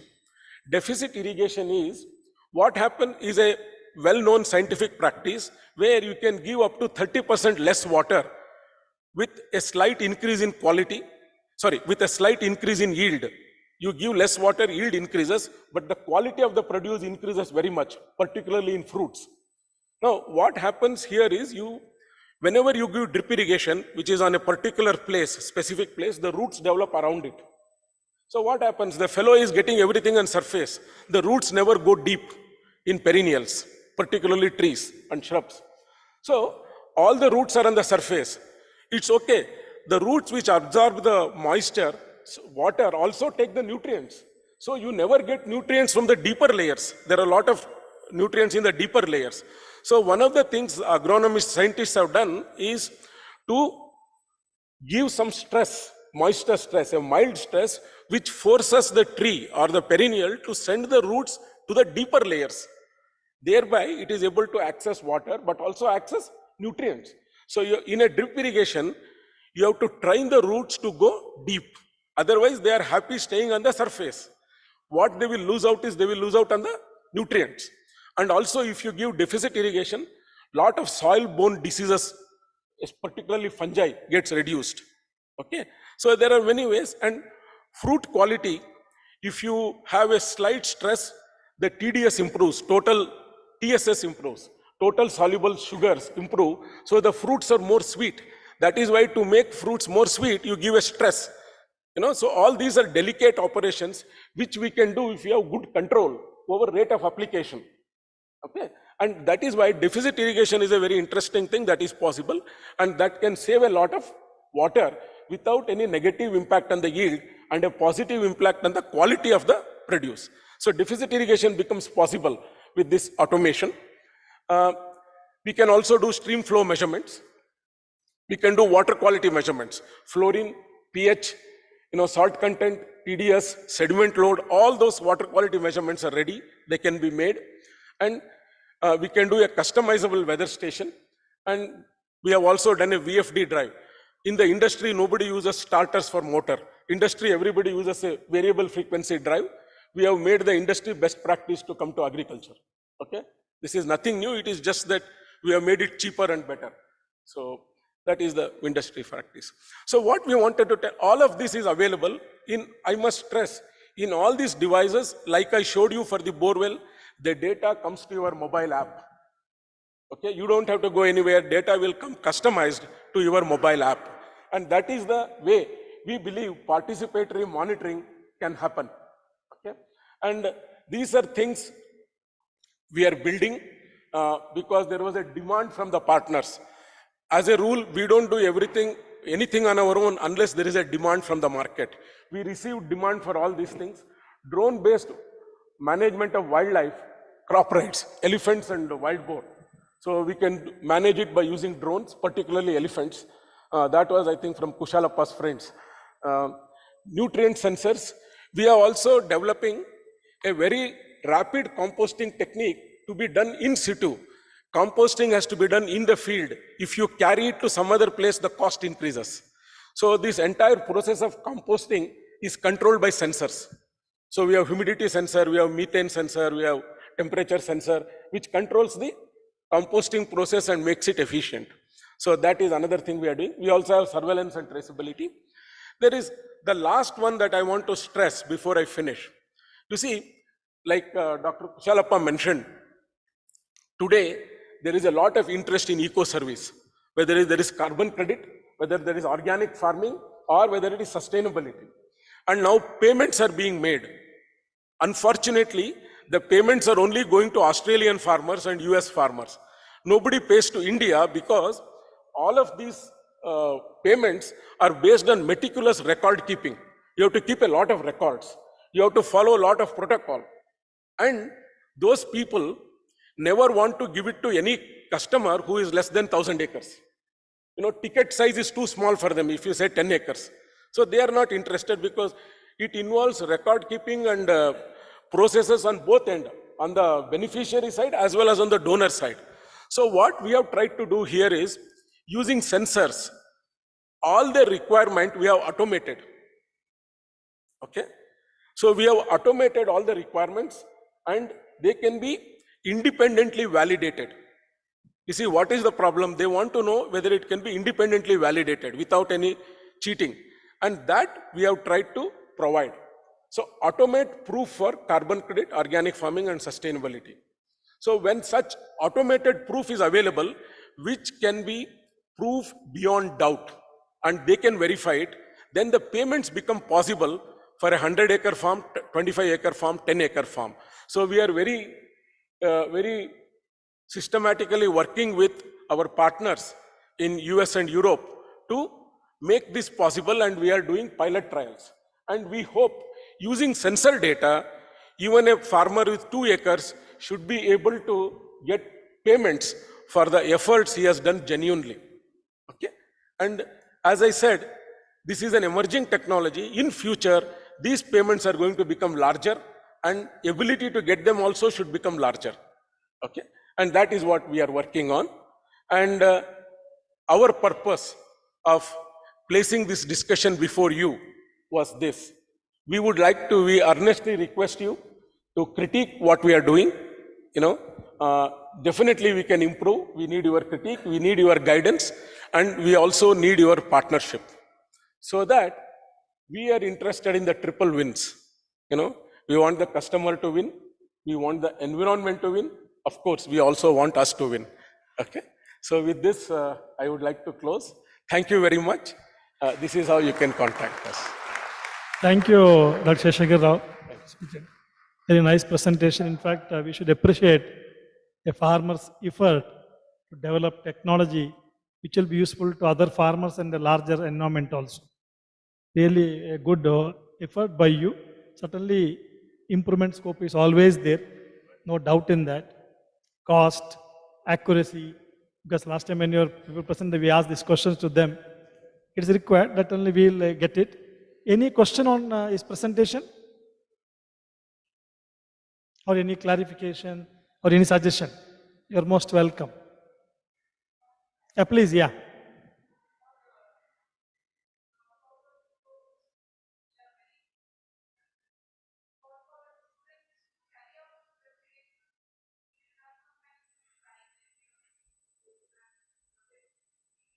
Probes, sir.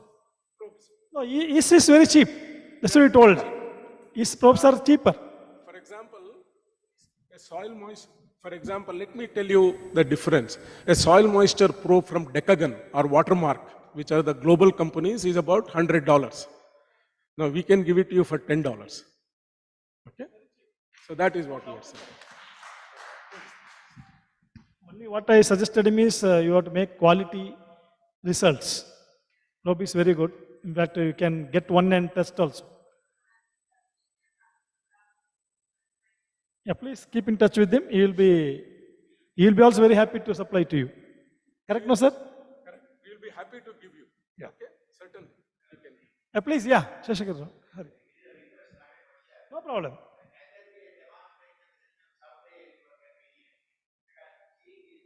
Sir, Srinivas, sir, he organized here. In fact, no, no, no, no. He will organize. He will certainly, you give him location, he will come with his people. Yeah. No doubt. Am I right, sir? Certainly. We are very happy to. Happy to demonstrate, no doubt. In fact, Lingaraj organized even, he called me. I also came one day. Yeah. Surya, please, yeah.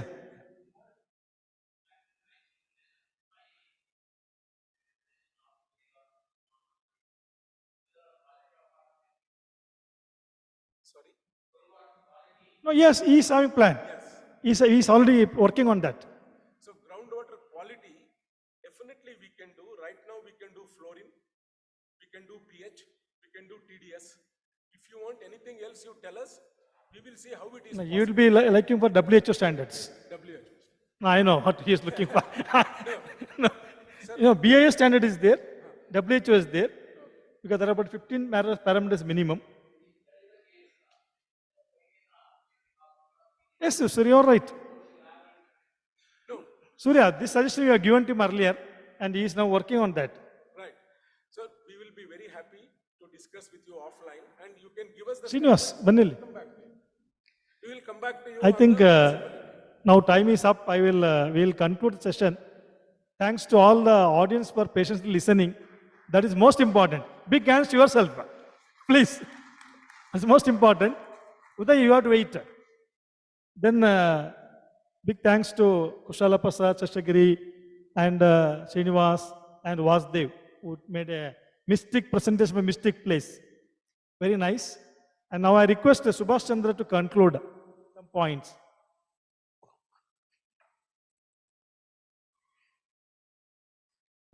Very good presentation by all the persons who are on the stage now.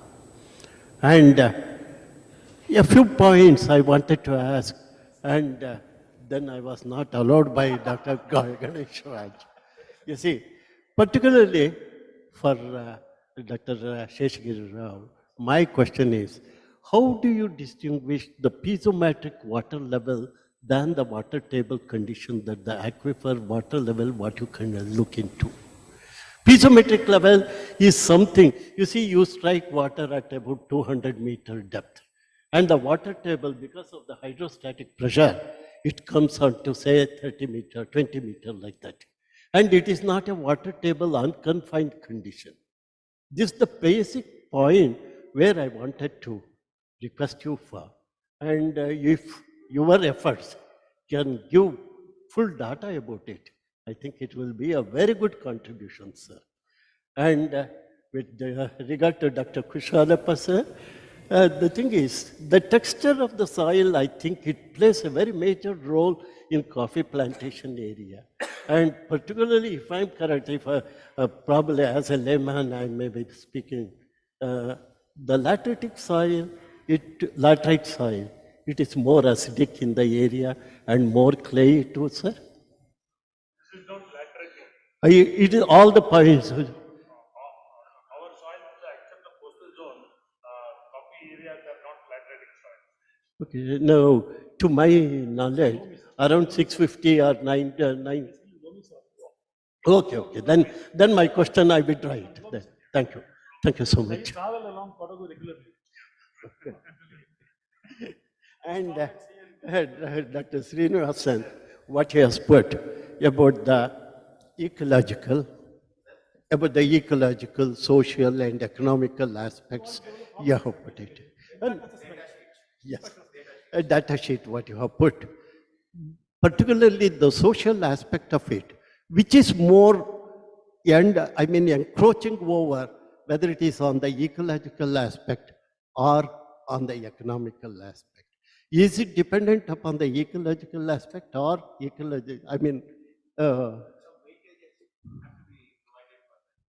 okay. No, that is the point which flashed onto my mind, and hence I just requested. Thank you. Thank you so much. These are the points where I want. Any point from Rapporteur? Yeah, all the speakers have spoken really very good, and definitely they try to cover, the last, this one I was very impressed, like the technology, indigenous technology developed by Sheshagiri Rao.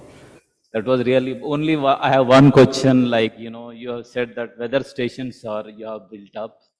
Is there any limitation area of coverage? How much area they can cover? Sir, area of coverage, that depends on the parameter. What you want. It depends on the parameter. But you said it is customizable weather stations that can be. Certainly. But we are thinking like, maybe along the river, suppose if I want to have the entire network, it will be in square kilometers. Can your technology will be helpful or not? We can discuss offline. Yeah, that's true. That's true. Yeah. For example, we can give you leaf wetness. We can give you radiation under canopy. So we can give you photosynthetic rate. So depending on the requirement, we can customize the components of the weather station. Okay. So we can do that. That's all. Area also wanted customization. Yeah, that is a little difficult because area is dictated by the parameter. Parameter. Yeah. See, it is according to the parameter you have to sample. Wind speed you want. Wind speed, Yeah. it's parameter based. Humidity you want. Yeah, Soil right. moisture, your sampling has to be more. Yes. Right. So it is the parameter dependent. Yeah. Otherwise, I'm done. Yeah. Thank you so much. Yeah. A lot of points and you want improvement, I know. Certain. Yeah, we appreciate that. Actually, a lot of, customization has been done and a lot of, the devices, gadgets. Yeah. So thanks a lot to all participants, delegates and speakers. So co-chair and rapporteur. Thank you very much. Uday, you can take over. Thank you so much, sir. This completes the the post first lunch session, and it's been done wonderfully well by chairman and co-chairman. Both of them have a huge experience conducting programs like this. In fact, it helped lots of our juniors to understand how to chair and co-chair and ask questions and handle the audience. Thank you so much, sir. Now, I take this opportunity to request Shashi Sekharji to give a token of memento to chairman and co-chairman, sir, please.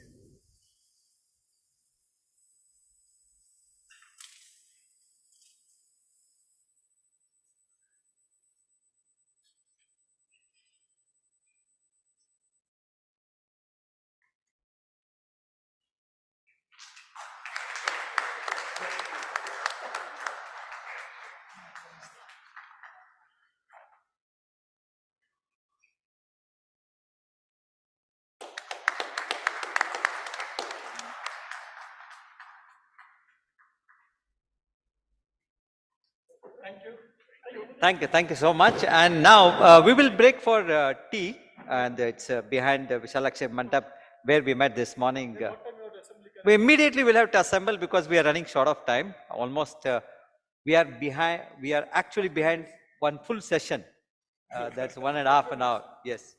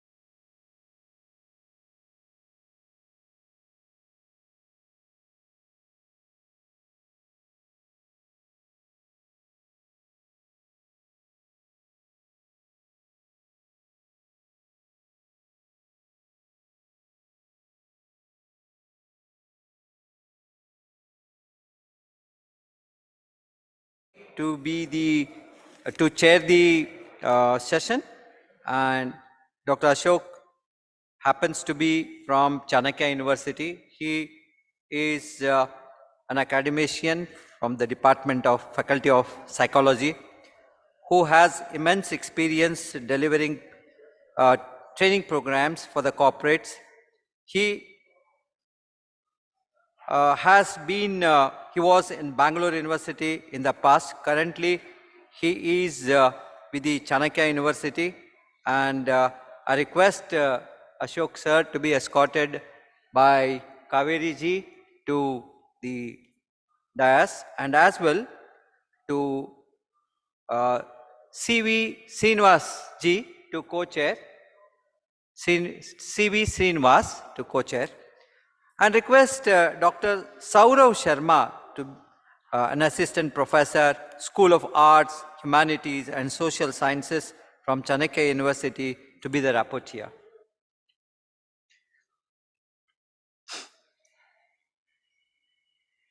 Now in this session, which is Sustainable Development Plans, Dr. Tetli and Dr. Sujata Tetli, they will be presenting online. I request Kaveri to coordinate with the team to see that she comes online, Tetli and Dr. Sujata. If this is not possible immediately, the next session. And before that, Dr. Suryanarayan KR to make a presentation now.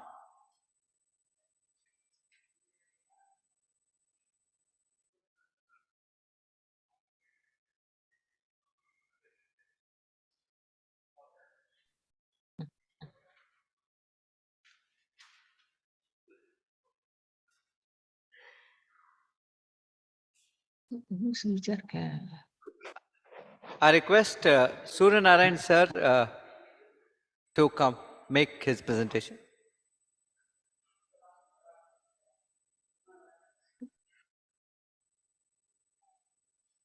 Which can we present?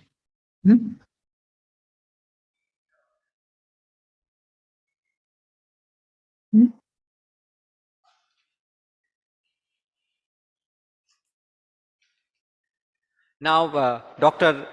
Tetli is online, so maybe that presentation can go on. Dr. Tetli, are you ready? Yeah, Yes, yeah. Can you listen to my voice?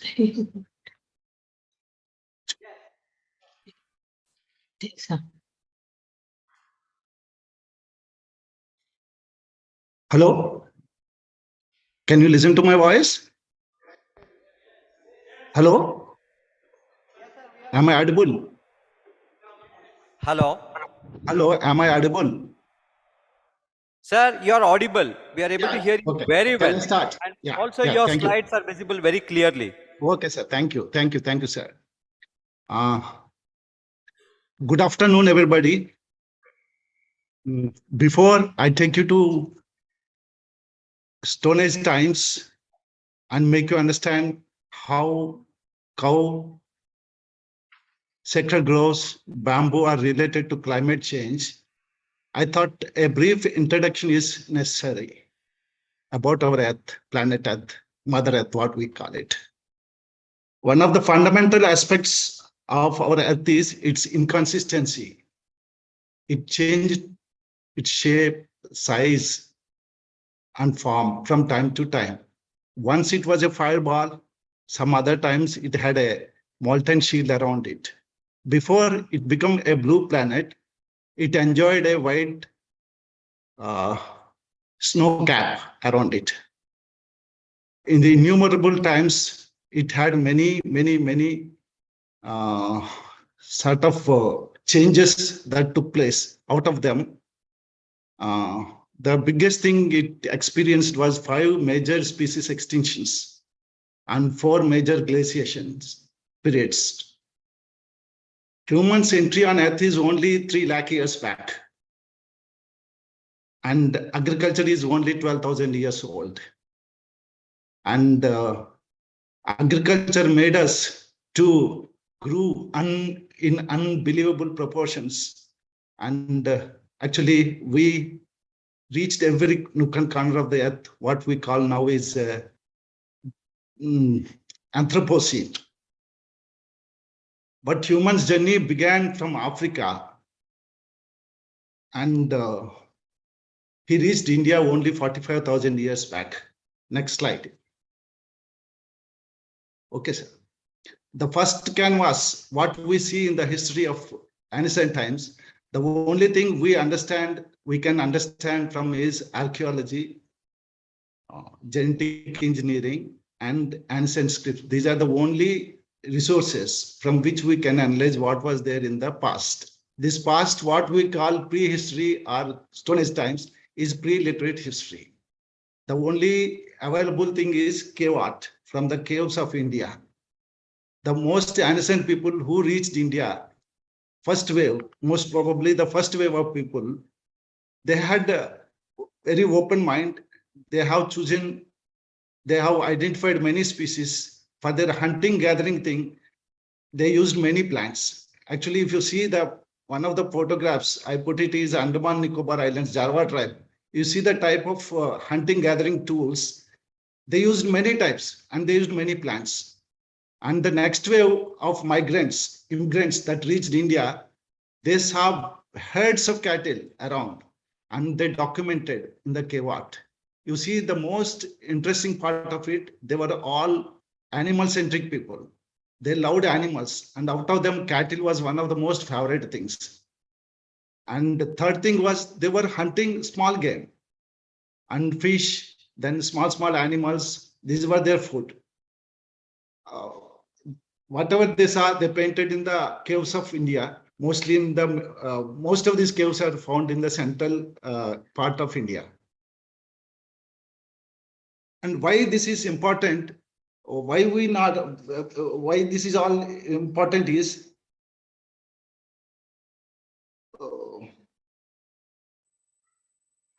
this entire thing, why we should learn is these people had not a smooth life like the way we live it in comfortable life. India continent in 45,000 years, roughly, the most authentic information is about India. The people reached India around 45,000 years back. They had experienced the tectonic activity that caused drying of Saraswati River and the climate change that affected the monsoon pattern and the desertification increasing around 0.8 kilometers per year.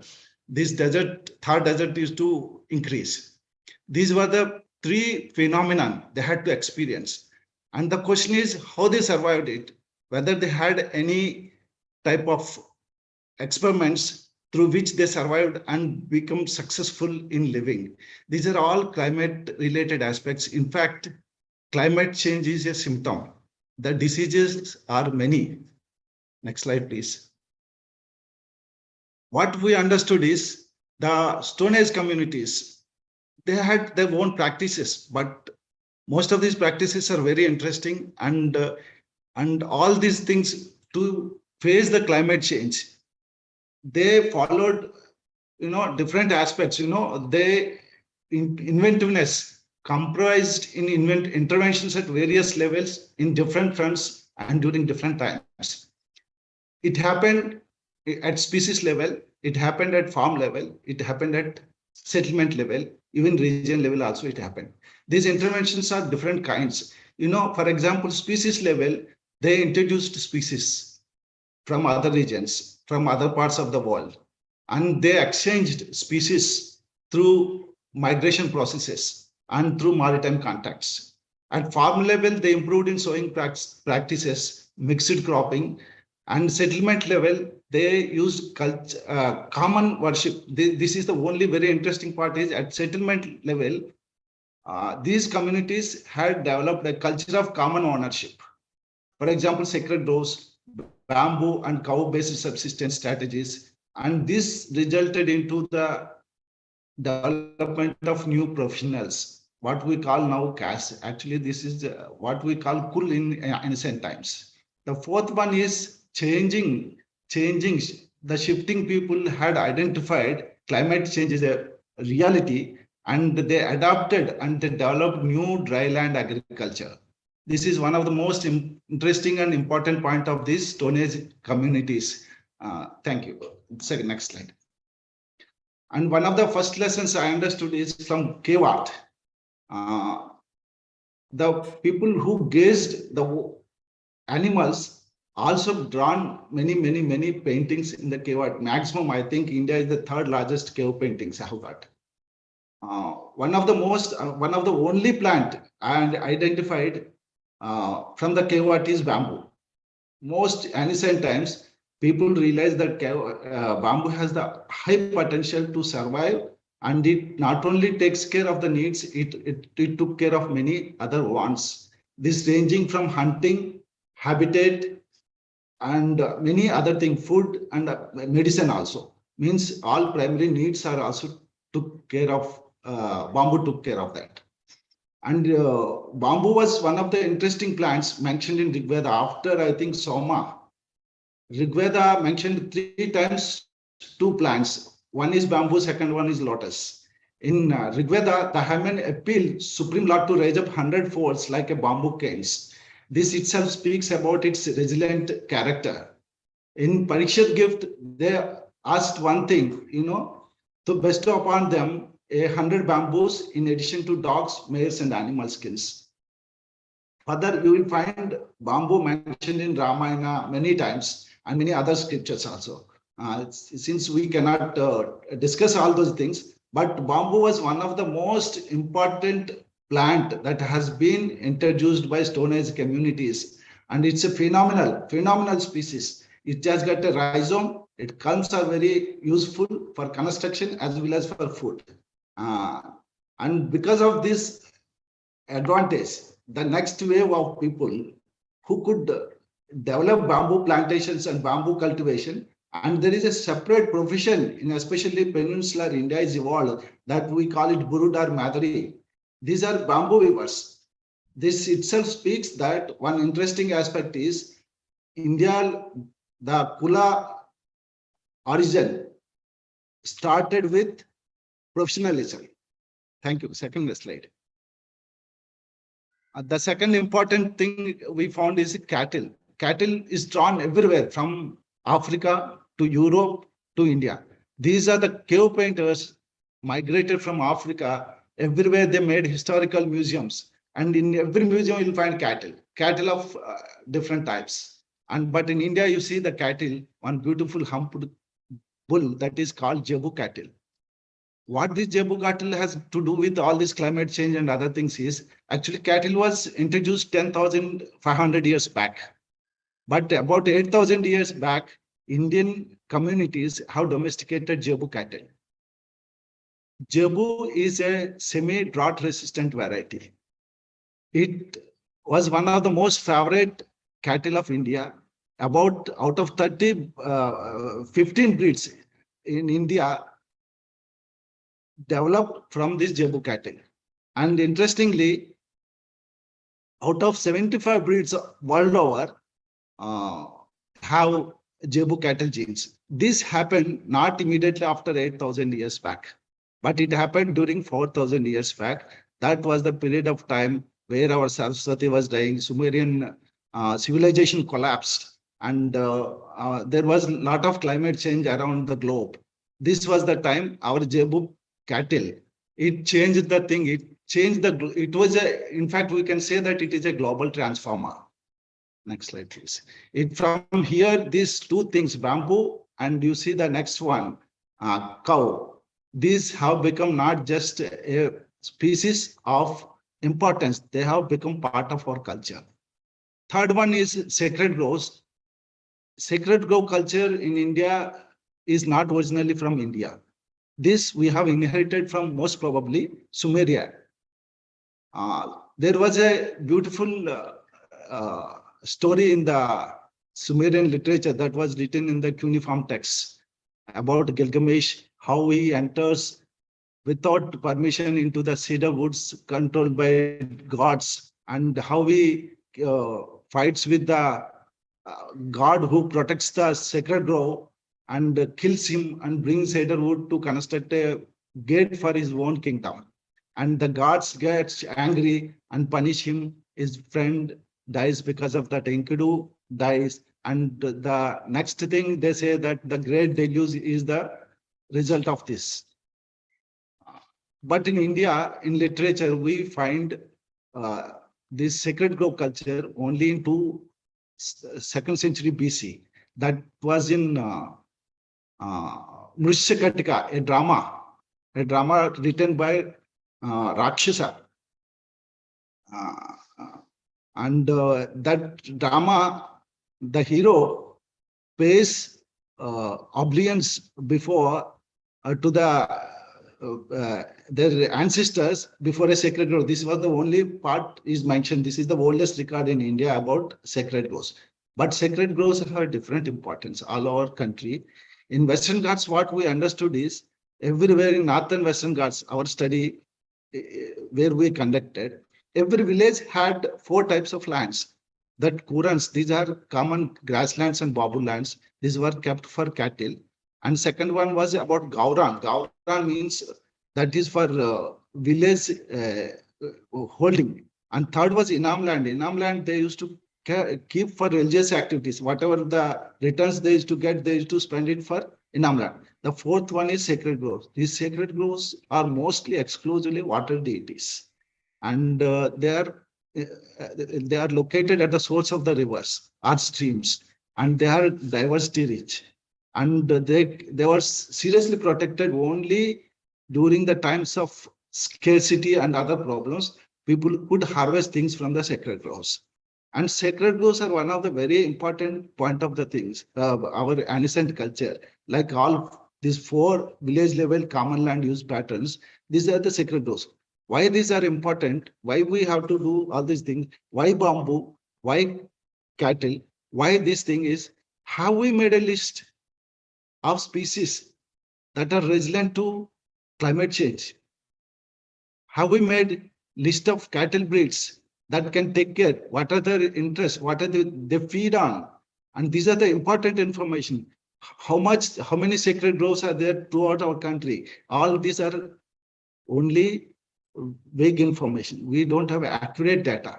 And what are the species they are there in the sacred groves? How much they are useful to us? This sort of data is still to be collected, and it is very useful because sacred groves are gene banks during climate change. The fourth important lesson we understood is seasonal migrations was a very common thing. Hunting, gathering, and is a very common thing. Seasonal migrations were one of the things that was evolved during climate change. But pastoralism was a very common thing. But seasonal migrations for drought was an evolution due to climate change. In Maharashtra, one thing you find during ancient times was whenever there is a drought, people used to migrate with their cattle from Rajasthan. They pass through via Gujarat and reach Maharashtra. This practice is still being practiced during drought years. They reach Maharashtra. And once the season is okay, they go back to the state. This is how these seasonal migrations help them to survive, take care of the cattle, and they take care of all their other lively things, the goats and other things.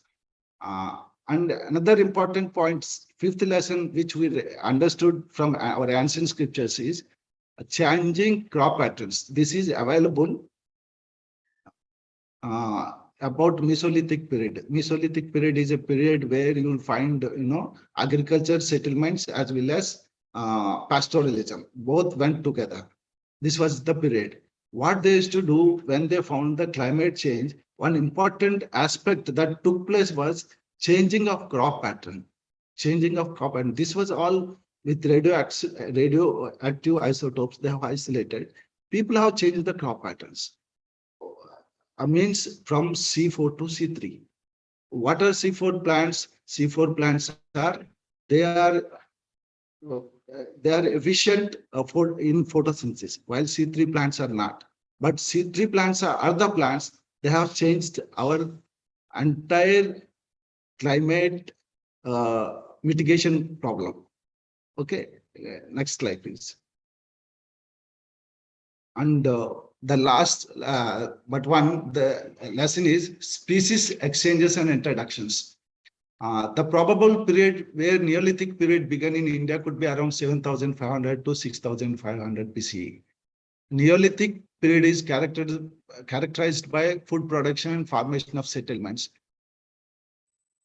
Uh, this was the same period one will find out domestication of plants and animals, pottery and other things. Development of professionalism like, Kula and other things. This was the period people used to go to other regions, means other continents including. They had relationships in many places. And this was the time they introduced many plants to India. This was also the time where Saraswati River got dried up. Some of the important Mesolithic introductions are jowar, finger millet, and large and small millets. Most of them and legumes were brought from Africa to Indian continent. They were introduced. Many people still think that they are our plants, but they are not.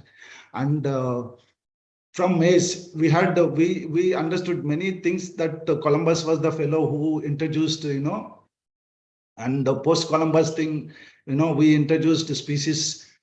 Actually, in India, we had before Columbus, many species from Americas were introduced. Maize is one, custard apple was another species. They were pre-Columbian introductions. This itself speaks that we had maritime contacts with other continents too. The last one I want to say that when people migrated to other places, they experimented dryland agriculture. This is the first time it happened in the world that during that time around 5,000 to 5,000 years ago, people started working on dryland agriculture. How to do this dryland agriculture? There 2-3 experiments it seems they worked on. One is this we came to know from Mesolithic sites, Hallur and Karnataka and many other places also in Gujarat also. What they have done is they have not followed a single plant cultivation, no monoculture. They grew many species, and these are hardened drought resistant species. For example, pearl millet, jawar, and also cotton. All these species, legumes, especially this tur dal, what we call the tur dal. These were the crops they used to grow together to face the climate change. This period was around 4,100 to 3,900 ago. It coincides with the climate change. These are many ways people have tried and experimented and came out with various models to survive. These models tell us one thing is how we at village level understood how it is to be done, how to do land management at village level for climate change, how we can do improve, how we identified species for coming climate change, how to grow in dry regions, and the climate change that is coming up has a different type of climate change. This is man-made, and the type of things that are going to happen with so much population is we are going to face a severe rainfall as well as heat waves. These are some of the things suggested by experts. In such situations, what are the species? How we prepared the list region-wise or ecosystem-wise? Have you done? This is very important for us to go ahead for our next planning. Thank you. These are the things I want to communicate. I invite any questions.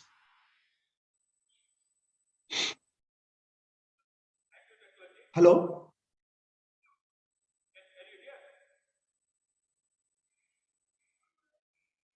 If you have any questions, you can ask.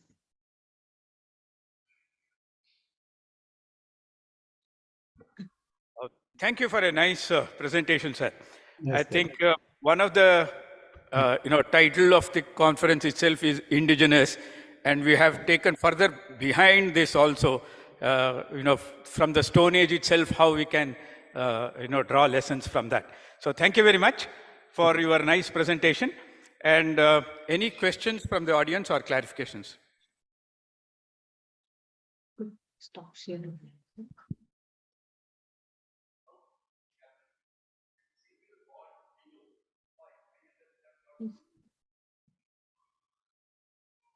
There is a question, just a minute. Yes, sir. Yeah, please. Say in India, we have camel who have got single horn, single Yeah. hump. And rhino, they also have single horn. Yeah. While anywhere else in the world, the camel have two humps and rhinos have two horns. Yeah. See, we have got single hump camp. See, sir, the very interesting thing. You should understand this continental drift and Himalayas development. Actually, in if you know that even in high altitudes, you have two humped camel, and in Thar desert you have a single humped camel. Same is in the case with Saudi Arabia. They have got only two humped camel. There is no other place other than India. We have two types of camels, two humped as well as single humped camels. I think you got my point. What I said is right. You agree? Hello? Old things in geology. And this is evolution is something very recent. Diversification of mammals is a very, very recent thing in comparison to continental drift. Yes, sir, that's right. The 40 million years ago, that started, a lot of changes. It favored C4 plants, mammals. This was the thing happened. I think.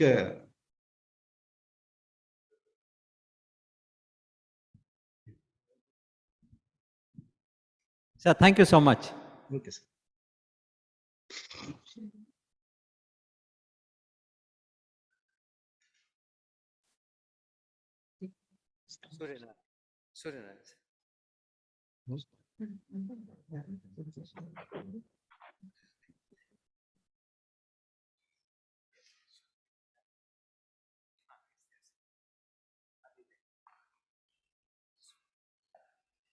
Surya.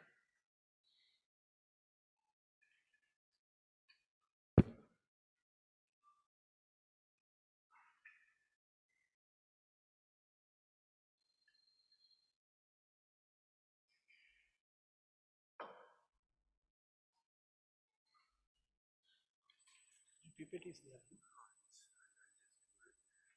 So this will be the next slide. This is the previous slide. Okay. And this is the pointer.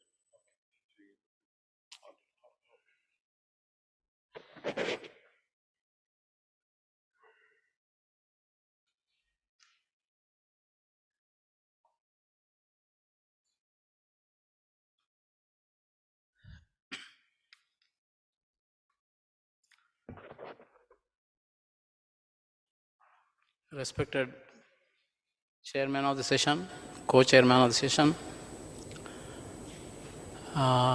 dear and distinguished participants from various fields, various expertise, a warm good evening to you all. Because we have crossed good morning, good afternoon, and now we are in the session of good evening. So energy level is generally low during this time, but with the tea break, perhaps the energy level is boosted up, and let us continue our deliberations. This is loaded, is required, pen drive is required. Excuse me.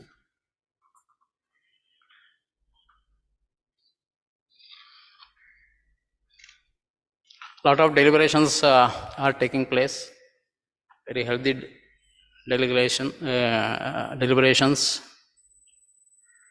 right from the conventional to unconventional and latest up to the digital, how we can manage the water resources.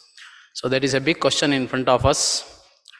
So the topic is management approaches for groundwater sustainability with the special focus on Karnataka, South India. This is the topic which I am going to tell.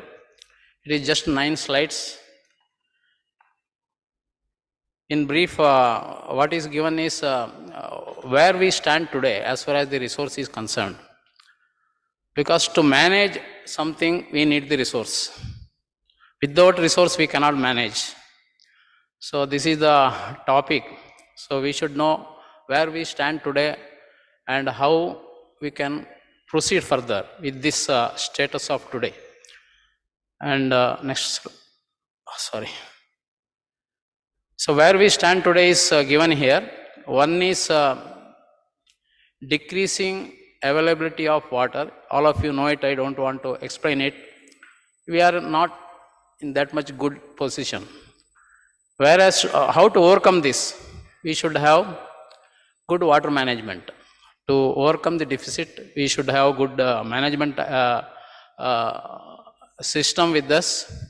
So just here, it is telling that in India, 3 to 5 times irrigation water for crops than China, US and Israel. This is the statistics given.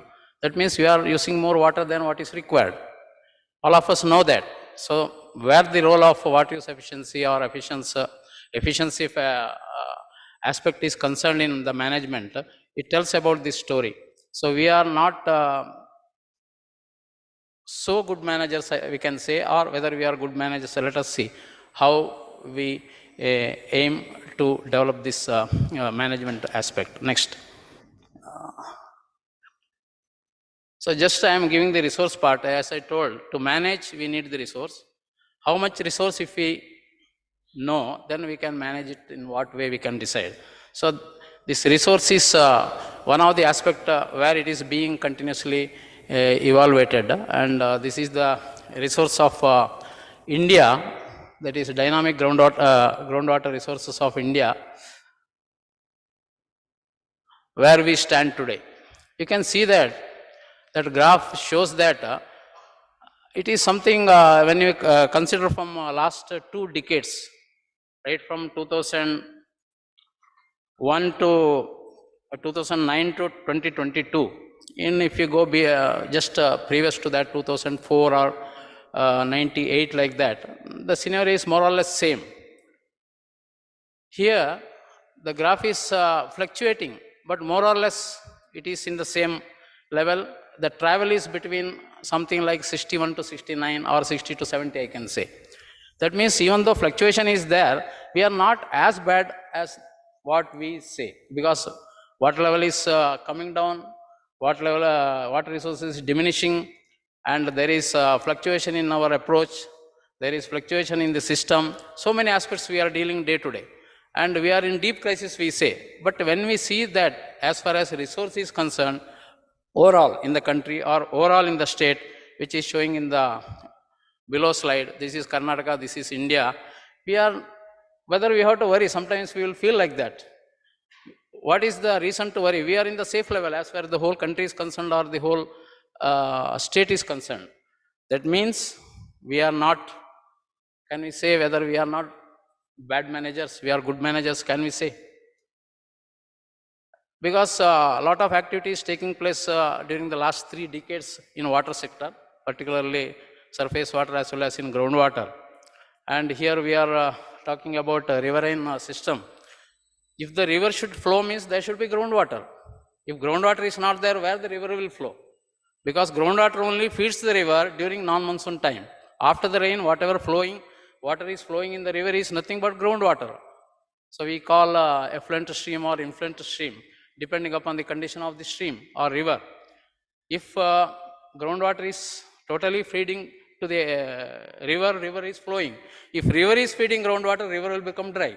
This is what we are seeing. Some places river is flowing, some places it is dry. Similarly, this resource, when we consider, there may be crisis in some pockets. It is not overall. There are pockets where there is crisis. There are pockets where there is surplus. So this surplus and deficit, this is a balanced way of approach in management.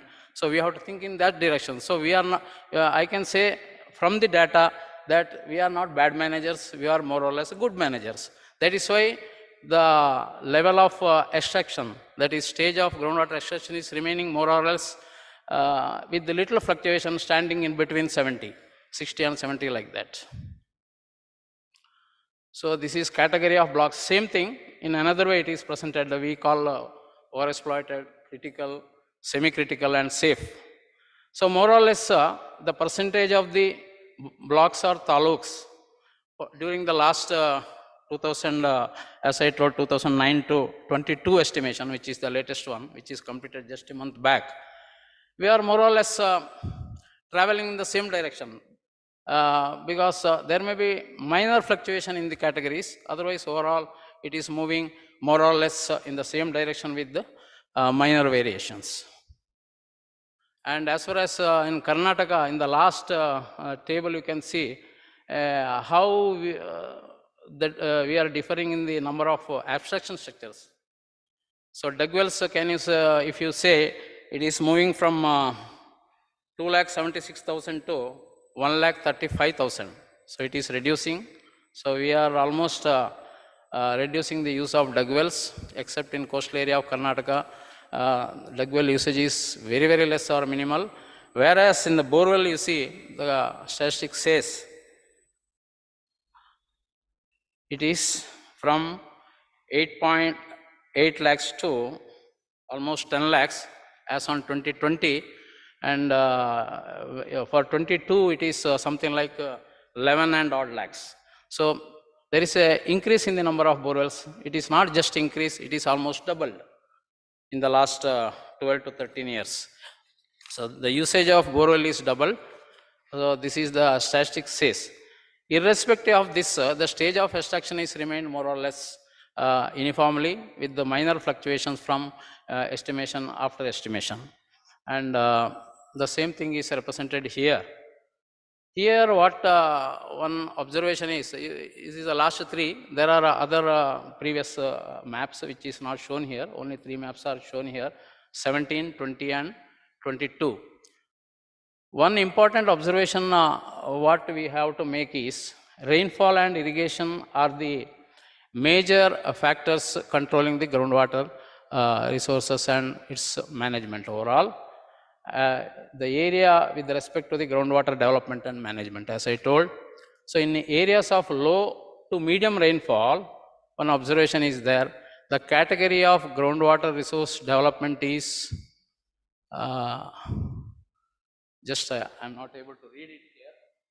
Development is mostly decided by the source of what irrigation actually. I don't know. Last line is not a source of irrigation. For example, Kolar and Chikbalapur, if you take, the source of irrigation is mainly groundwater. It is not surface water dependent irrigation, where you can see the red color, that is mostly overexploited blocks.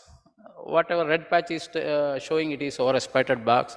And in such areas, the dependency for irrigation is mostly groundwater. This is one of the things.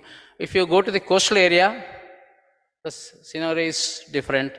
High rainfall is there. Groundwater dependent is also there, but it is not overexploited because high rainfall is there. Both surface water and groundwater is acting there as source of irrigation. Okay. Next. So water resources management. So let us not bother about surface water or groundwater. Generally, the definition says is the activity of planning, developing, distributing and managing the optimum use of water resources. It is a subset of water cycle management, as you told. This is one of the definition. Coming to groundwater management, deals with the complex interaction between human, societal activities and the physical environment, which pose an extremely complex and difficult problem to solve for the benefit of all parties involved. This is the difference between surface water and groundwater, because surface water is visible. We are seeing water in dams and all reservoirs and all ponds, tanks, whatever it may be, whereas groundwater is invisible. It is seen only in the ground, beneath the ground, in the aquifers. So dealing such a invisible resource is a complex phenomena, and a lot of societal connection is involved with this management aspect of groundwater. Overall, groundwater covers various activities under aquifer mapping and management, because we should know our aquifer, then we can manage it. So know your aquifer, manage your aquifer. This is the latest slogan of groundwater management under National Aquifer Mapping Program of Government of India. So we are almost completing that program this year, and more outcomes and results will come. And outcome and outputs of various studies are the inputs for framing the groundwater management. So definitely, whatever output is coming, that is the input for the management. Okay. So National Aquifer is the ambitious program, which is going to complete by March of 23. And that outcomes will be the inputs for management, as I told. Then, as everybody knows, I don't want to elaborate further on that. There is always supply side and demand side management, and supply side is additional wells, creation of additional irrigation potential, artificial recharge, water conservation plans, etc., etc. Demand side management means micro irrigation, mainly water use efficiency, which I have already referred earlier. Then all other aspects of use of treated water off late and in situ rainwater harvesting and other thing. The more governing factor is water use efficiency, because I want to stress upon here mainly the aspect of management is we revolve around artificial recharge and water conservation from one side, from another side water use efficiency. In addition to that, of late in the recent years, use of treated water, treatment of wastewater and use of treated water and recycling process, which is of late is taking place. So this is where we are heading towards the management aspects. Then coming to the past experience and the efficacy, I need not elaborate, because whether it is going to give the benefit or not. Since 19th, lot of activities taking place. Perhaps today, water conservation we are telling, artificial recharge or any other structures we have to construct means, whether there is place to construct it. There are places where we cannot have that because we have done enough. Now, traditional or reviving water bodies are there. So, many activities are taking place in reviving or restoration of the traditional water bodies. At the same time, perhaps we may have to think of recently constructed check dams or percolation to revive, because they are all silted up. We are thinking, mentioning the desilting of dams, which is a bigger structure. So now we may have to search the old check dams and we have to revive it. That stage has come. So, thing is, past experience is always good. As I told, many organizations, institutions, departments, NGOs of different terrain, in different terrains of India, including Karnataka. Morning our madam mentioned how many activities are taking place by RDPR, particularly in Narega, connected with water. Because out of Panchabhutas, the maximum touched natural resource is water today. Nobody has left water, because we don't know who is not an expert in water today or water management. All are experts. There is no doubt on that. But they are expertise in their own way. This is my point. Some may be concentrating on digital applications, somebody may be concentrating on quality side, somebody may be concentrating on some other aspects of management. So the activity differs, but overall it covers management. So this is the main thing. And there is no doubt past experience and of water conservation and artificial recharge has brought very good results, and efficacy is very good. And still there is scope to implement such schemes. This is my point. It is not that we should not do that. Still there is scope to implement such schemes or projects to continue the efforts in this direction, as per feasibility, of course. Then import of water to filling of tanks. So this, I am not an expert in that. Still, it is the program which we are able to see today. Treated water is supplied to Kolar area, and it is going to cover more areas of Chikballapura or Ramnagara or Kanakpura, like that. So that activity is a continued one, which is of late has picked up, and this is unique in the country and first time in Bangalore, what I heard. Then CGWB master plan also suggests, it is prepared in 2020 revised master plan. It also suggests the continuation of this water conservation and artificial recharge activities, and some statistics are given. Statistics are not very important. It is a overall picture. There may be minor variations. It may be more or less. So, but there is still scope to have implementation of artificial recharge schemes and water conservation schemes in the country and in Karnataka. Next. Then micro irrigation, where we stand today. This is the data from Government of India, Ministry of Agriculture and Farmers Welfare. So Karnataka is also faring well in this. So the data says Sikkim, Andhra Pradesh, Karnataka and Maharashtra have more than half of the net irrigated farmlands are under micro irrigation. So this is the data of Ministry of Agriculture and Farmers Welfare. And 27 states have less than 30% micro irrigation systems, out of which 23 have fewer than 15% of micro irrigation. So this is the data. Then other statistics are there. And impact studies carried out by this ministry regarding micro irrigation is also very much encouraging. So irrigation cost is reduced by 20 to 50%, electricity consumption is reduced by 31%, then savings of fertilizers is in the range of 7 to 42%, overall income enhancement by farmers is in the range of 20 to 68% also. So this is one of the observations and impact studies carried out by the ministry on micro irrigation. That means there is still scope to implement, and this is one of the main area where we have to proceed. As far as management is concerned, the data reveals that, and this will do enormous work and wonderful result, I can say, because some 10 or 15 years back, if Karnataka example I am taking means again Kolar, Chikballapur, there was no drip irrigation there, there was no mulching there. Today we can see only plastic sheets. Perhaps may not be good, but it is unavoidable. So this is the situation of today. So it is a continuous evolution, evolving the process of management. Then another issue is waterlogging in canal command areas.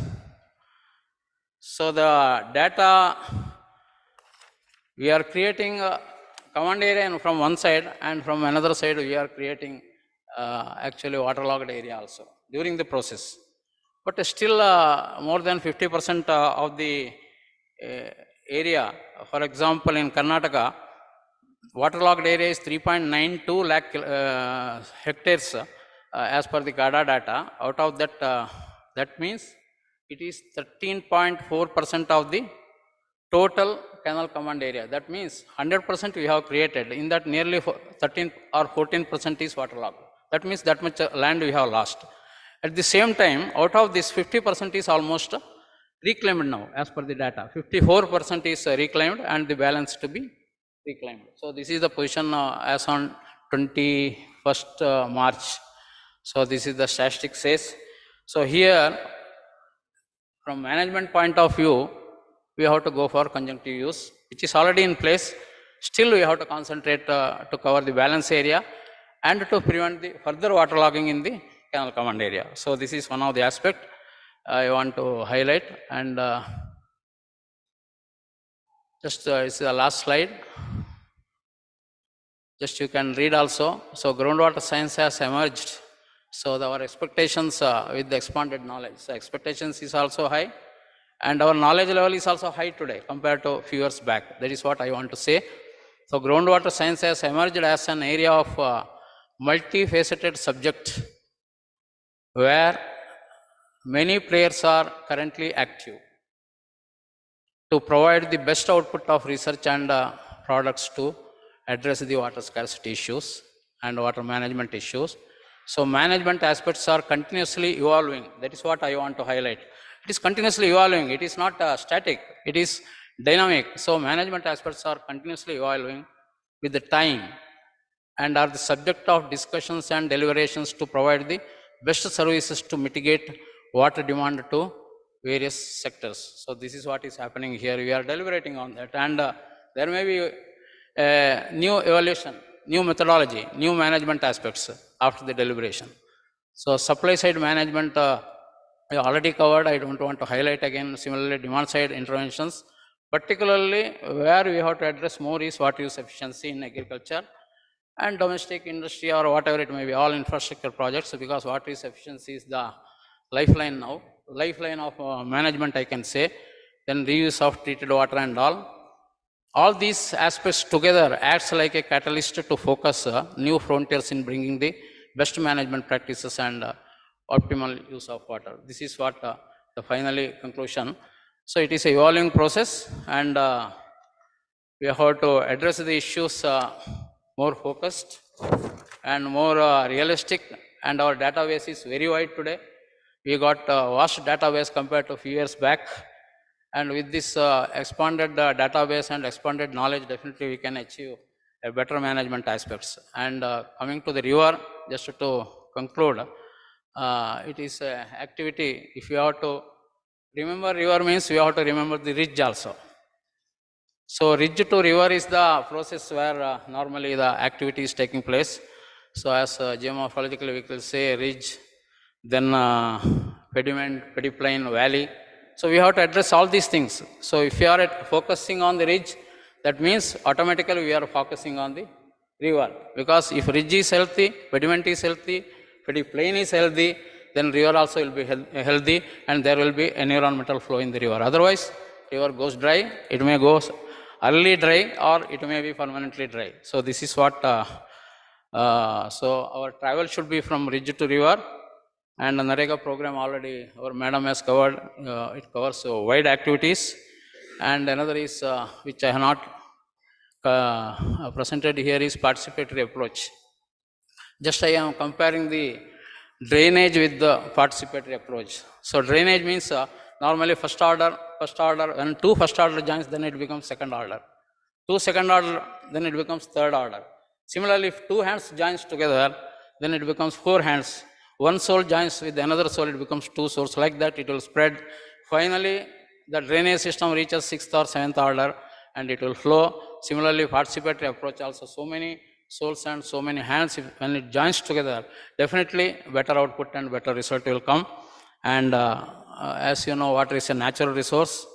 So we need to consume it, there is no doubt, because it is required for our life. At the same time, we have to conserve it. And finally, with the age we are maturing. Similarly, when all the management aspects are taken place in the right direction, definitely the watershed will mature, the basin will mature, it will attain the maturity level to live healthy, so it will improve the health of the river also, so riverine ecosystem also. So thank you for my patience hearing. Thank you.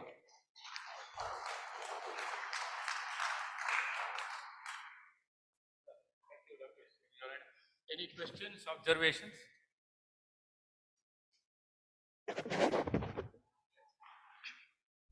Hello, sir. Subhash ಅವರು.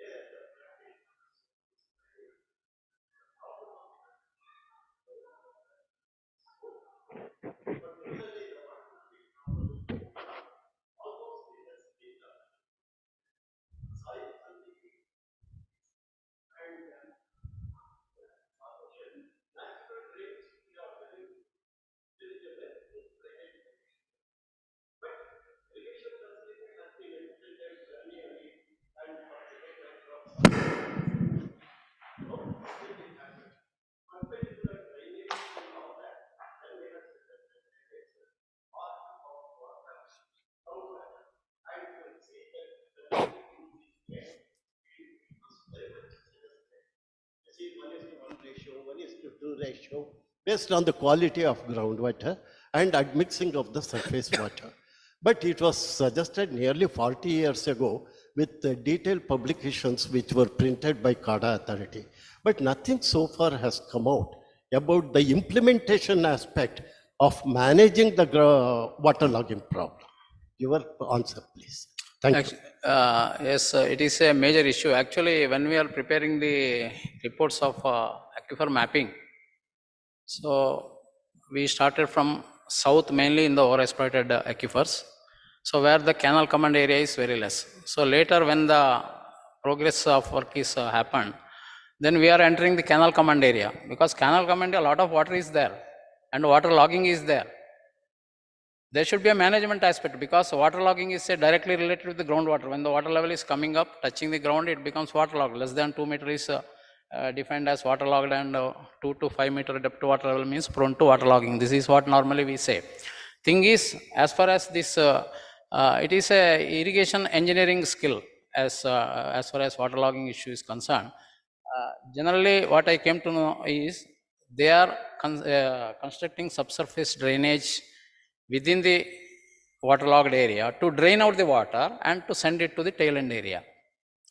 So, subsurface drainage will lower the water level during the process.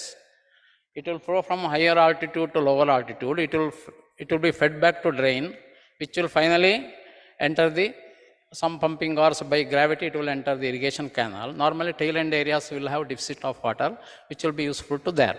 And what, as an hydrogeologist, or as an expert, or as a particular resource person in that field, what we suggest is there should be, we have to reduce the water level there.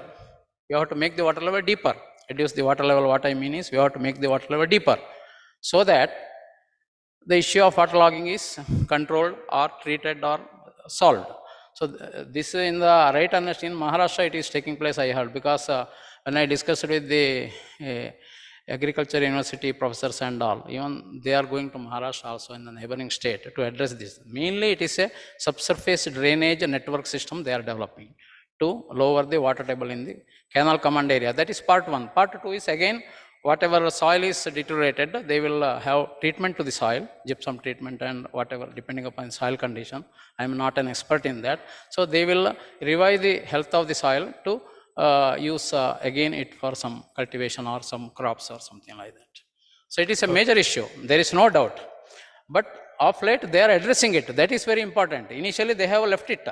Perhaps a few years back, even in Yalandur Taluk, even Nanjangud Taluk, in Kaveri Basin, where red soil area, it is not, what you are mentioning is in the area of black cotton soil, which is very, very prone to waterlogging because of low discharge of water from the surface.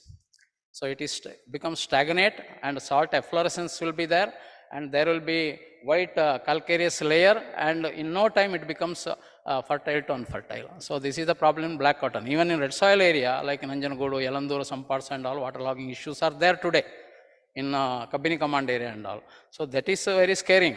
That is how much money is invested in irrigation, developing the irrigation.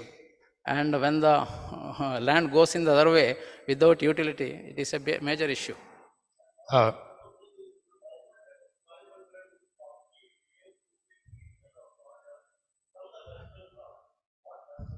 Even waterlogged area, they can have a large well and they can pump. So nobody will think of that. If we suggest it may be taken another way. I'm sorry, now one more presentation is there. Anyhow, we will discuss it. I think we can discuss over later on. Thank you, Dr. Suryanarayan. Thank you. I can sit there, no?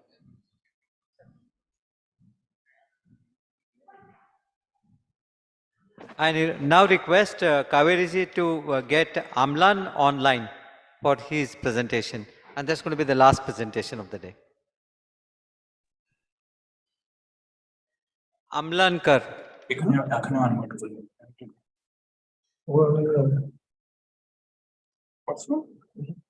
এখানে হয়ে গেছে হ্যাঁ হয়ে গেছে কিছু আপনাকে বলেন স্কুলে খারাপ এখানে আনমিউট করে দিয়েছি আপনি আমাকে ইয়ে করে দেন শেয়ার শেয়ারটা কি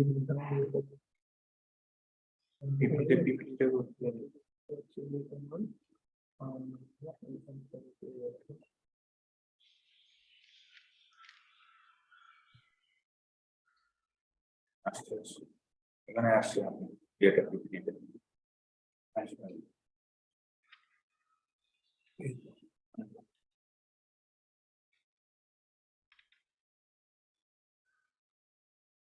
শেষ করেন ওরা শুনতে পাচ্ছে কিনা মাইকে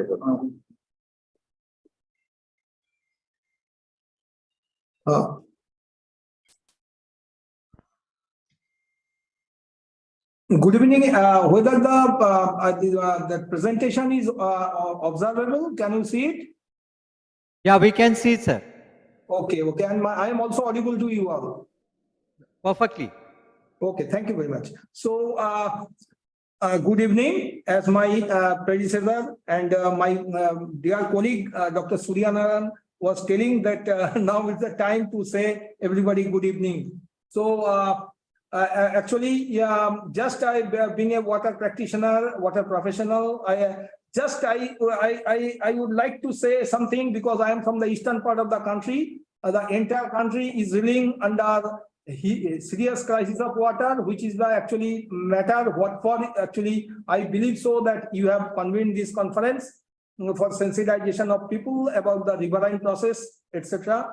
And because it is dying out, and in many parts, especially in the southern parts of India, western, northwestern part, while the surface water is almost dried out, that groundwater is also is not in a good condition, very bad shape, especially in your state, the state of Karnataka.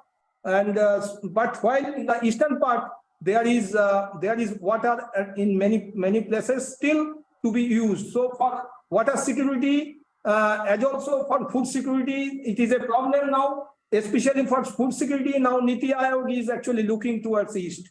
This is a basic thing in our country. But in my today's lecture, I will discuss with you about the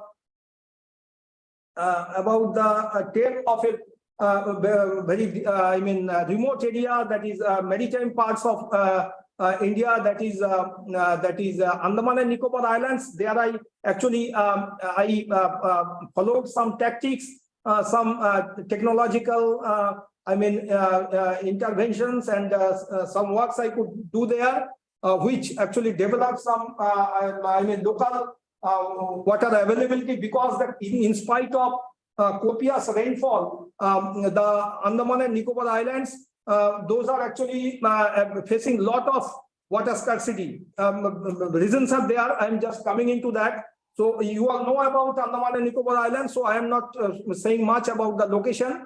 The important thing is that there was tsunami. We all know that in 2004, 26 December, the tsunami was there. But after that tsunami and prior to that, there was earthquake. And because of the impact of all this, there was some land subsidence was also there, land upheavals were also there. So there has been a loss of geographical area as well. About 170 square kilometer area that was lost during the time, which has also created some problem, some water availability problem, fresh water availability problem there, and inherent problems are there. There is very little groundwater, and there are problems that you cannot also harvest. Although there is copious rainfall, but rainfall cannot be harvested through dams, big dams, because there is lush green forestry. Forest department, they won't provide any permission for that. So for that reason, that surface water or say rainwater cannot be profusely utilized through dams and other structures, whereas groundwater is also not available in many parts of the islands, archipelago. So these are the main problem. Another thing, very important thing I should share, that is the islands are located within the equatorial region. That is 6 degree to 14 degree latitudinal position in the islands are there. Those are very slender and lenticular and slender islands, very long, about 732 kilometers from northern tip to southern tip, that is to the Indira Point, and total length is 826 kilometers,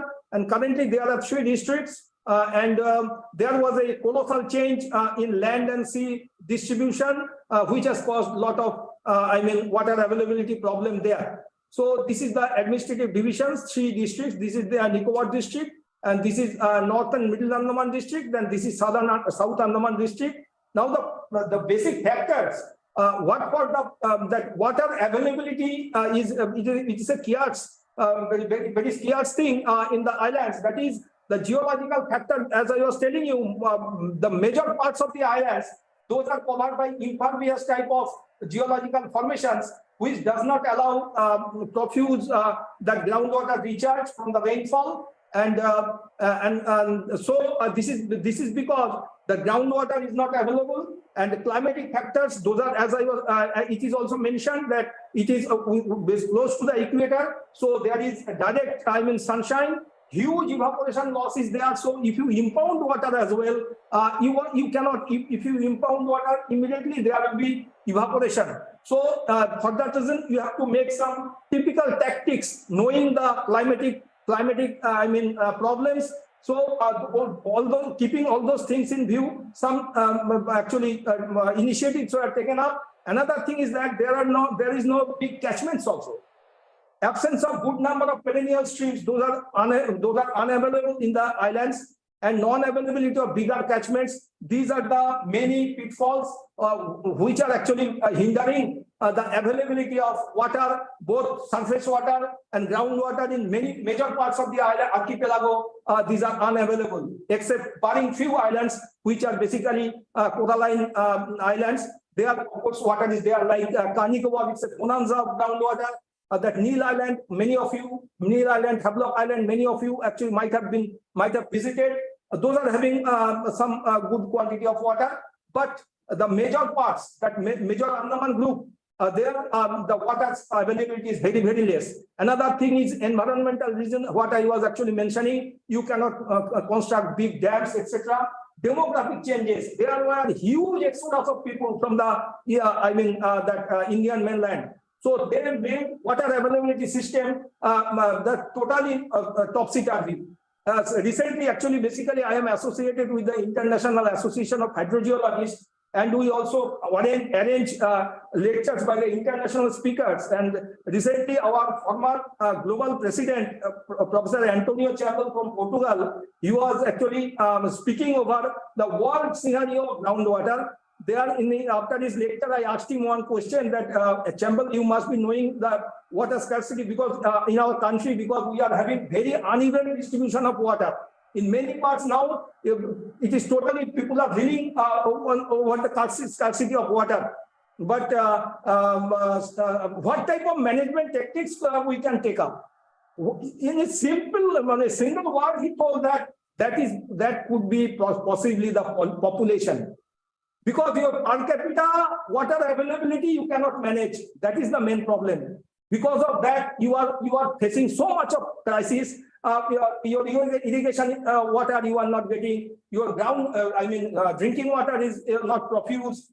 This is the basic thing. This I am just sharing because this was some time back. It was there. So this also it is that. And now you can see. You can see that evaporation loss. This you can see the evaporation loss, steady evaporation. Even during the rainy season, you can see how much evaporation it takes place. It takes place in the islands because it is in the equatorial zone. Like our Indian mainland states, there is also the impact of climatic change or whatever, because there is also climatic aberration, and there are two monsoons actually taking place in the islands. Suppose that winter monsoon which happens during the November to January, November to January. If it fails, the islands they suffer huge crisis of water. Huge crisis of water. All springs started dwindling, yielding water, and then in the reservoirs, those are totally dried up. This is one of the very conspicuous picture I can show you. It happened in 2001. It happened in 2007. It happened in 2020. Entire Port Blair city was reeling under huge scarcity of water. There was no water. If you just get some information, you can learn it that even in a day, once in a week, that water supply in the Port Blair urban area, it is supplied to the people, and rural area forget about their scarcity. So in the urban populace, they are not getting profuse quantity of water. You can see the picture here. It was because of some tactics failure that administration, they allowed people to get water every day. It was 2001, I think. Whatever I can remember, because I am attached with the islands for last 20 years. So in the November, that one circular was actually issued by the administration that every day there will be water supply. But unfortunately, there was no rain god. He or she was disgraceful, and there was no winter rainfall. So, and of course, there is no winter. Of course, I am telling winter in seeing our mainland cases, but there is no winter because it is within the equatorial zone. But during that time, there was no rainfall. So you can see this picture. It was totally dried up, and Lieutenant Governor from Rajnivas, he issued an order that maybe within a week, you people will be requested to go back to the mainland at least for a few months, unless there is no rain. So this type of real water scarcity, it prevails in the islands quite some time, and for that reason, city dwellers in Port Blair and also a few other countries. Dr. Amlanji, can you sum up in another 3 minutes? It's almost. Okay. So you can see the major parts. This impervious. You can see there's a major. This top one you can see. This is the major part, that impervious formation. It is there. Then this is in the second one, that is a type of igneous rock. The good amount of water, as also in the springs, are actually yielding copiously. So at that time, and the yellow one, those are the Coraline Islands. They are actually groundwater availability is there. But initially I told you that.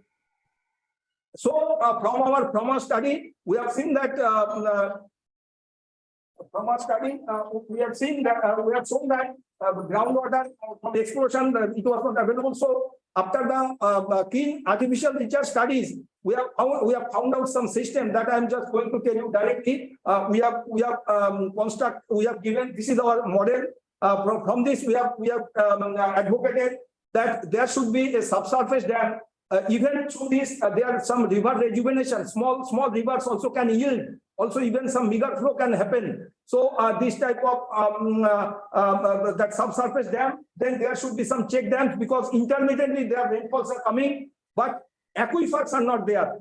Water yielding, that geological formations are unavailable. In small patches, it is there. So, my work was to find out those areas in the rivers, in the riverine part, where small riverine aquifers are there. So those were actually found out, and in 35 to 40 places, they have already constructed this type of structures, which have which was proved very much successful. And I think for the last 20 years, that rural water supply problem that is also eradicated. That could be eradicated. These are another structures from hill to sea model in Andaman, because these are all river rejuvenation process. You can find optimum amount of water, avoiding that stringent environmental laws, because small check dams are there continuously, just like ramblers, so that it contains water. I also recharges, and there are subsurface dams intermittently, so that rural water supply at places it is taking place. So this is another. So now in Indian mainland, in Purulia, is one of the districts in Purulia, we are having a huge scarcity of water. Here also the climatic adversity is there, and people get a lot of distress because of water unavailability. Here also I applied a similar type of initiative with the help of Jadavpur University Water Resources Engineering Department, and they are also I suggested them, and DST has accorded the approval of sanctioning a good amount of money. So there was some check that moderately big check dam was constructed, which has actually could conserve huge quantity of water, which has enhanced the irrigation practices in the area, which was totally unavailable. And also you can see the condition. And also there that through subsurface dam, this is the subsurface dam, it was constructed. And after that, we also constructed that collector well for water supply, for drinking water supply, both drinking water supply and irrigation water supply. This was actually made from the river abstraction process, and basically it is a practice of you can also accentuate the flow also in the river through construction of the subsurface dam intermittently. So this was found very much successful. This is a pre-construction, post-construction. You can see the agricultural changes. This is the tale from the distant Andaman and Nicobar Islands, which can be applied. So my recommendation is that similar type of structures can be useful in any parts of India or any parts of globe as well. And similarly, we can also find out the availability of water, what can be used for drinking water and also for irrigation water, and similar type of initiative may be applicable elsewhere. So this is my submission. As there is some shortage of time also, I don't want to extend further. Thank you very much.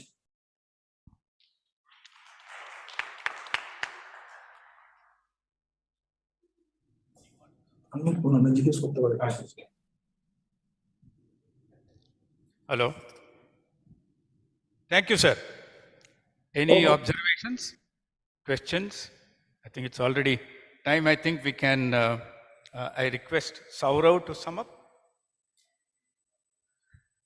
Due to shortage of time, I would just like to commend all the eminent scholars for their rigorous research and lucid presentations. So I'll keep it at that. Thank you. Okay. Thank you for the opportunity. I was thinking, when 4 major concepts come in. One is holistic, another is sustainability, another is convergence, and another is indigenous. So when these 4 points came in, this is the focal theme which we are talking about, talks about the relevance of all these 4. During the lunchtime when we were discussing, all these things can happen in the ambience of this particular place. Otherwise, whenever you have a seminar like this, people try to say that mine is right or mine is correct. So here, conglomeration of different people related to the common theme is there. Probably if the ambience provides for a convergence, and with that convergence, if resilient riverine system is brought about, I think the objective of this particular seminar is possible. Thank you very much for the opportunity and patience hearing. Thank you. Thank you so much, sir. It was the post-tea sessions were wonderful, and they were very nicely steered by abled Chairman Ashok ji, and also Saurav Sharma ji, and thank you. At the same time, I request Gomare ji to give a token of memento to Ashok sir.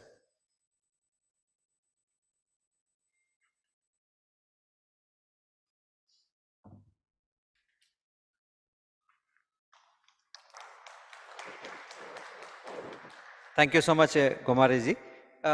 With this, we are coming to end of the first day session. In fact, we are running behind one session, which we need to make it up tomorrow. We need to start early. So I request all of you to be here by 9 actually. But if 9 is difficult, shall we start at 9:30? 9:30, is it acceptable, sir? 9:30? Because if we don't start at 9:30, we will not be able to complete. And we have some constraint. Beyond 6, we cannot continue in this hall because soon satsang will start here. So lots of people will come and start, bhajans and all will be there. You can be part of this. Huh? Yeah, that's what. I mean, in the sense, we should come, we shouldn't miss. We should start sharply by that time. That's what I mean. Because today we were delayed almost by about 45 minutes. Our commencement of the first session started by, it was late. So therefore, to make up this, we need to start early tomorrow. That's one thing. Now, other thing is, how many of you are coming from the city? Mostly, sir, you are not staying, sir, today? You are staying, no? Sir. Anybody is going to the city and coming back tomorrow morning? You're staying here, sir? But you will come back, no? Ah, yes, yes. Great, sir. Thank you, sir. Thank you so much. So we will, yes. So the dinner here in that Annapurna, first floor, it starts at 7:45. 7:45 is the dinner, and breakfast in the morning? The breakfast in the morning starts by 7:30 in the same place where we met in the afternoon for lunch. And there will be satsang commencing here from 9:30, 6:30 onwards. You can also participate in satsang and enjoy the bhajans, very beautifully sung by lots of volunteers and devotees of Art of Living. And in addition to that, you can have stroll around and have the beautiful scenery here. And this, we have 3 amphitheaters in the ashram. The first amphitheater was a small amphitheater. It's in the older part of the ashram. The second amphitheater is just in front of this Vishalakshi Mandap, where about 10,000 people can sit. The biggest amphitheater is on the other side. It's called Guru Padaka Vanam, which can accommodate about 50,000 people. We are now coming up with a new high-tech auditorium which can accommodate close to 2 lakh people at any given point of time. So the work is going on in that direction, and we will, if we are interested, we can share more details about that program too.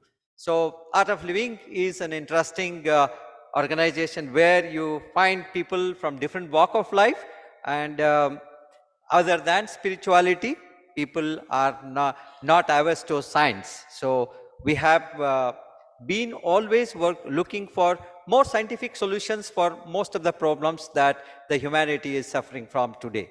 So at the end of the day, it's my pleasure to invite you for the dinner today in the evening, and at the same time to have a wonderful stay in the ashram. And in case you need any assistance, you can call my number or Sunny's number. My number is 74116 96057. Sunny, your number. My number is 8800240188. And you all have also been made part of a WhatsApp group. You can post any assistance you need in that group also. Yes, we have an WhatsApp group, and well, message can be shared there too. So we will immediately swing back to action. So thank you so much, and we shall again join satsang and then later meet in the dining.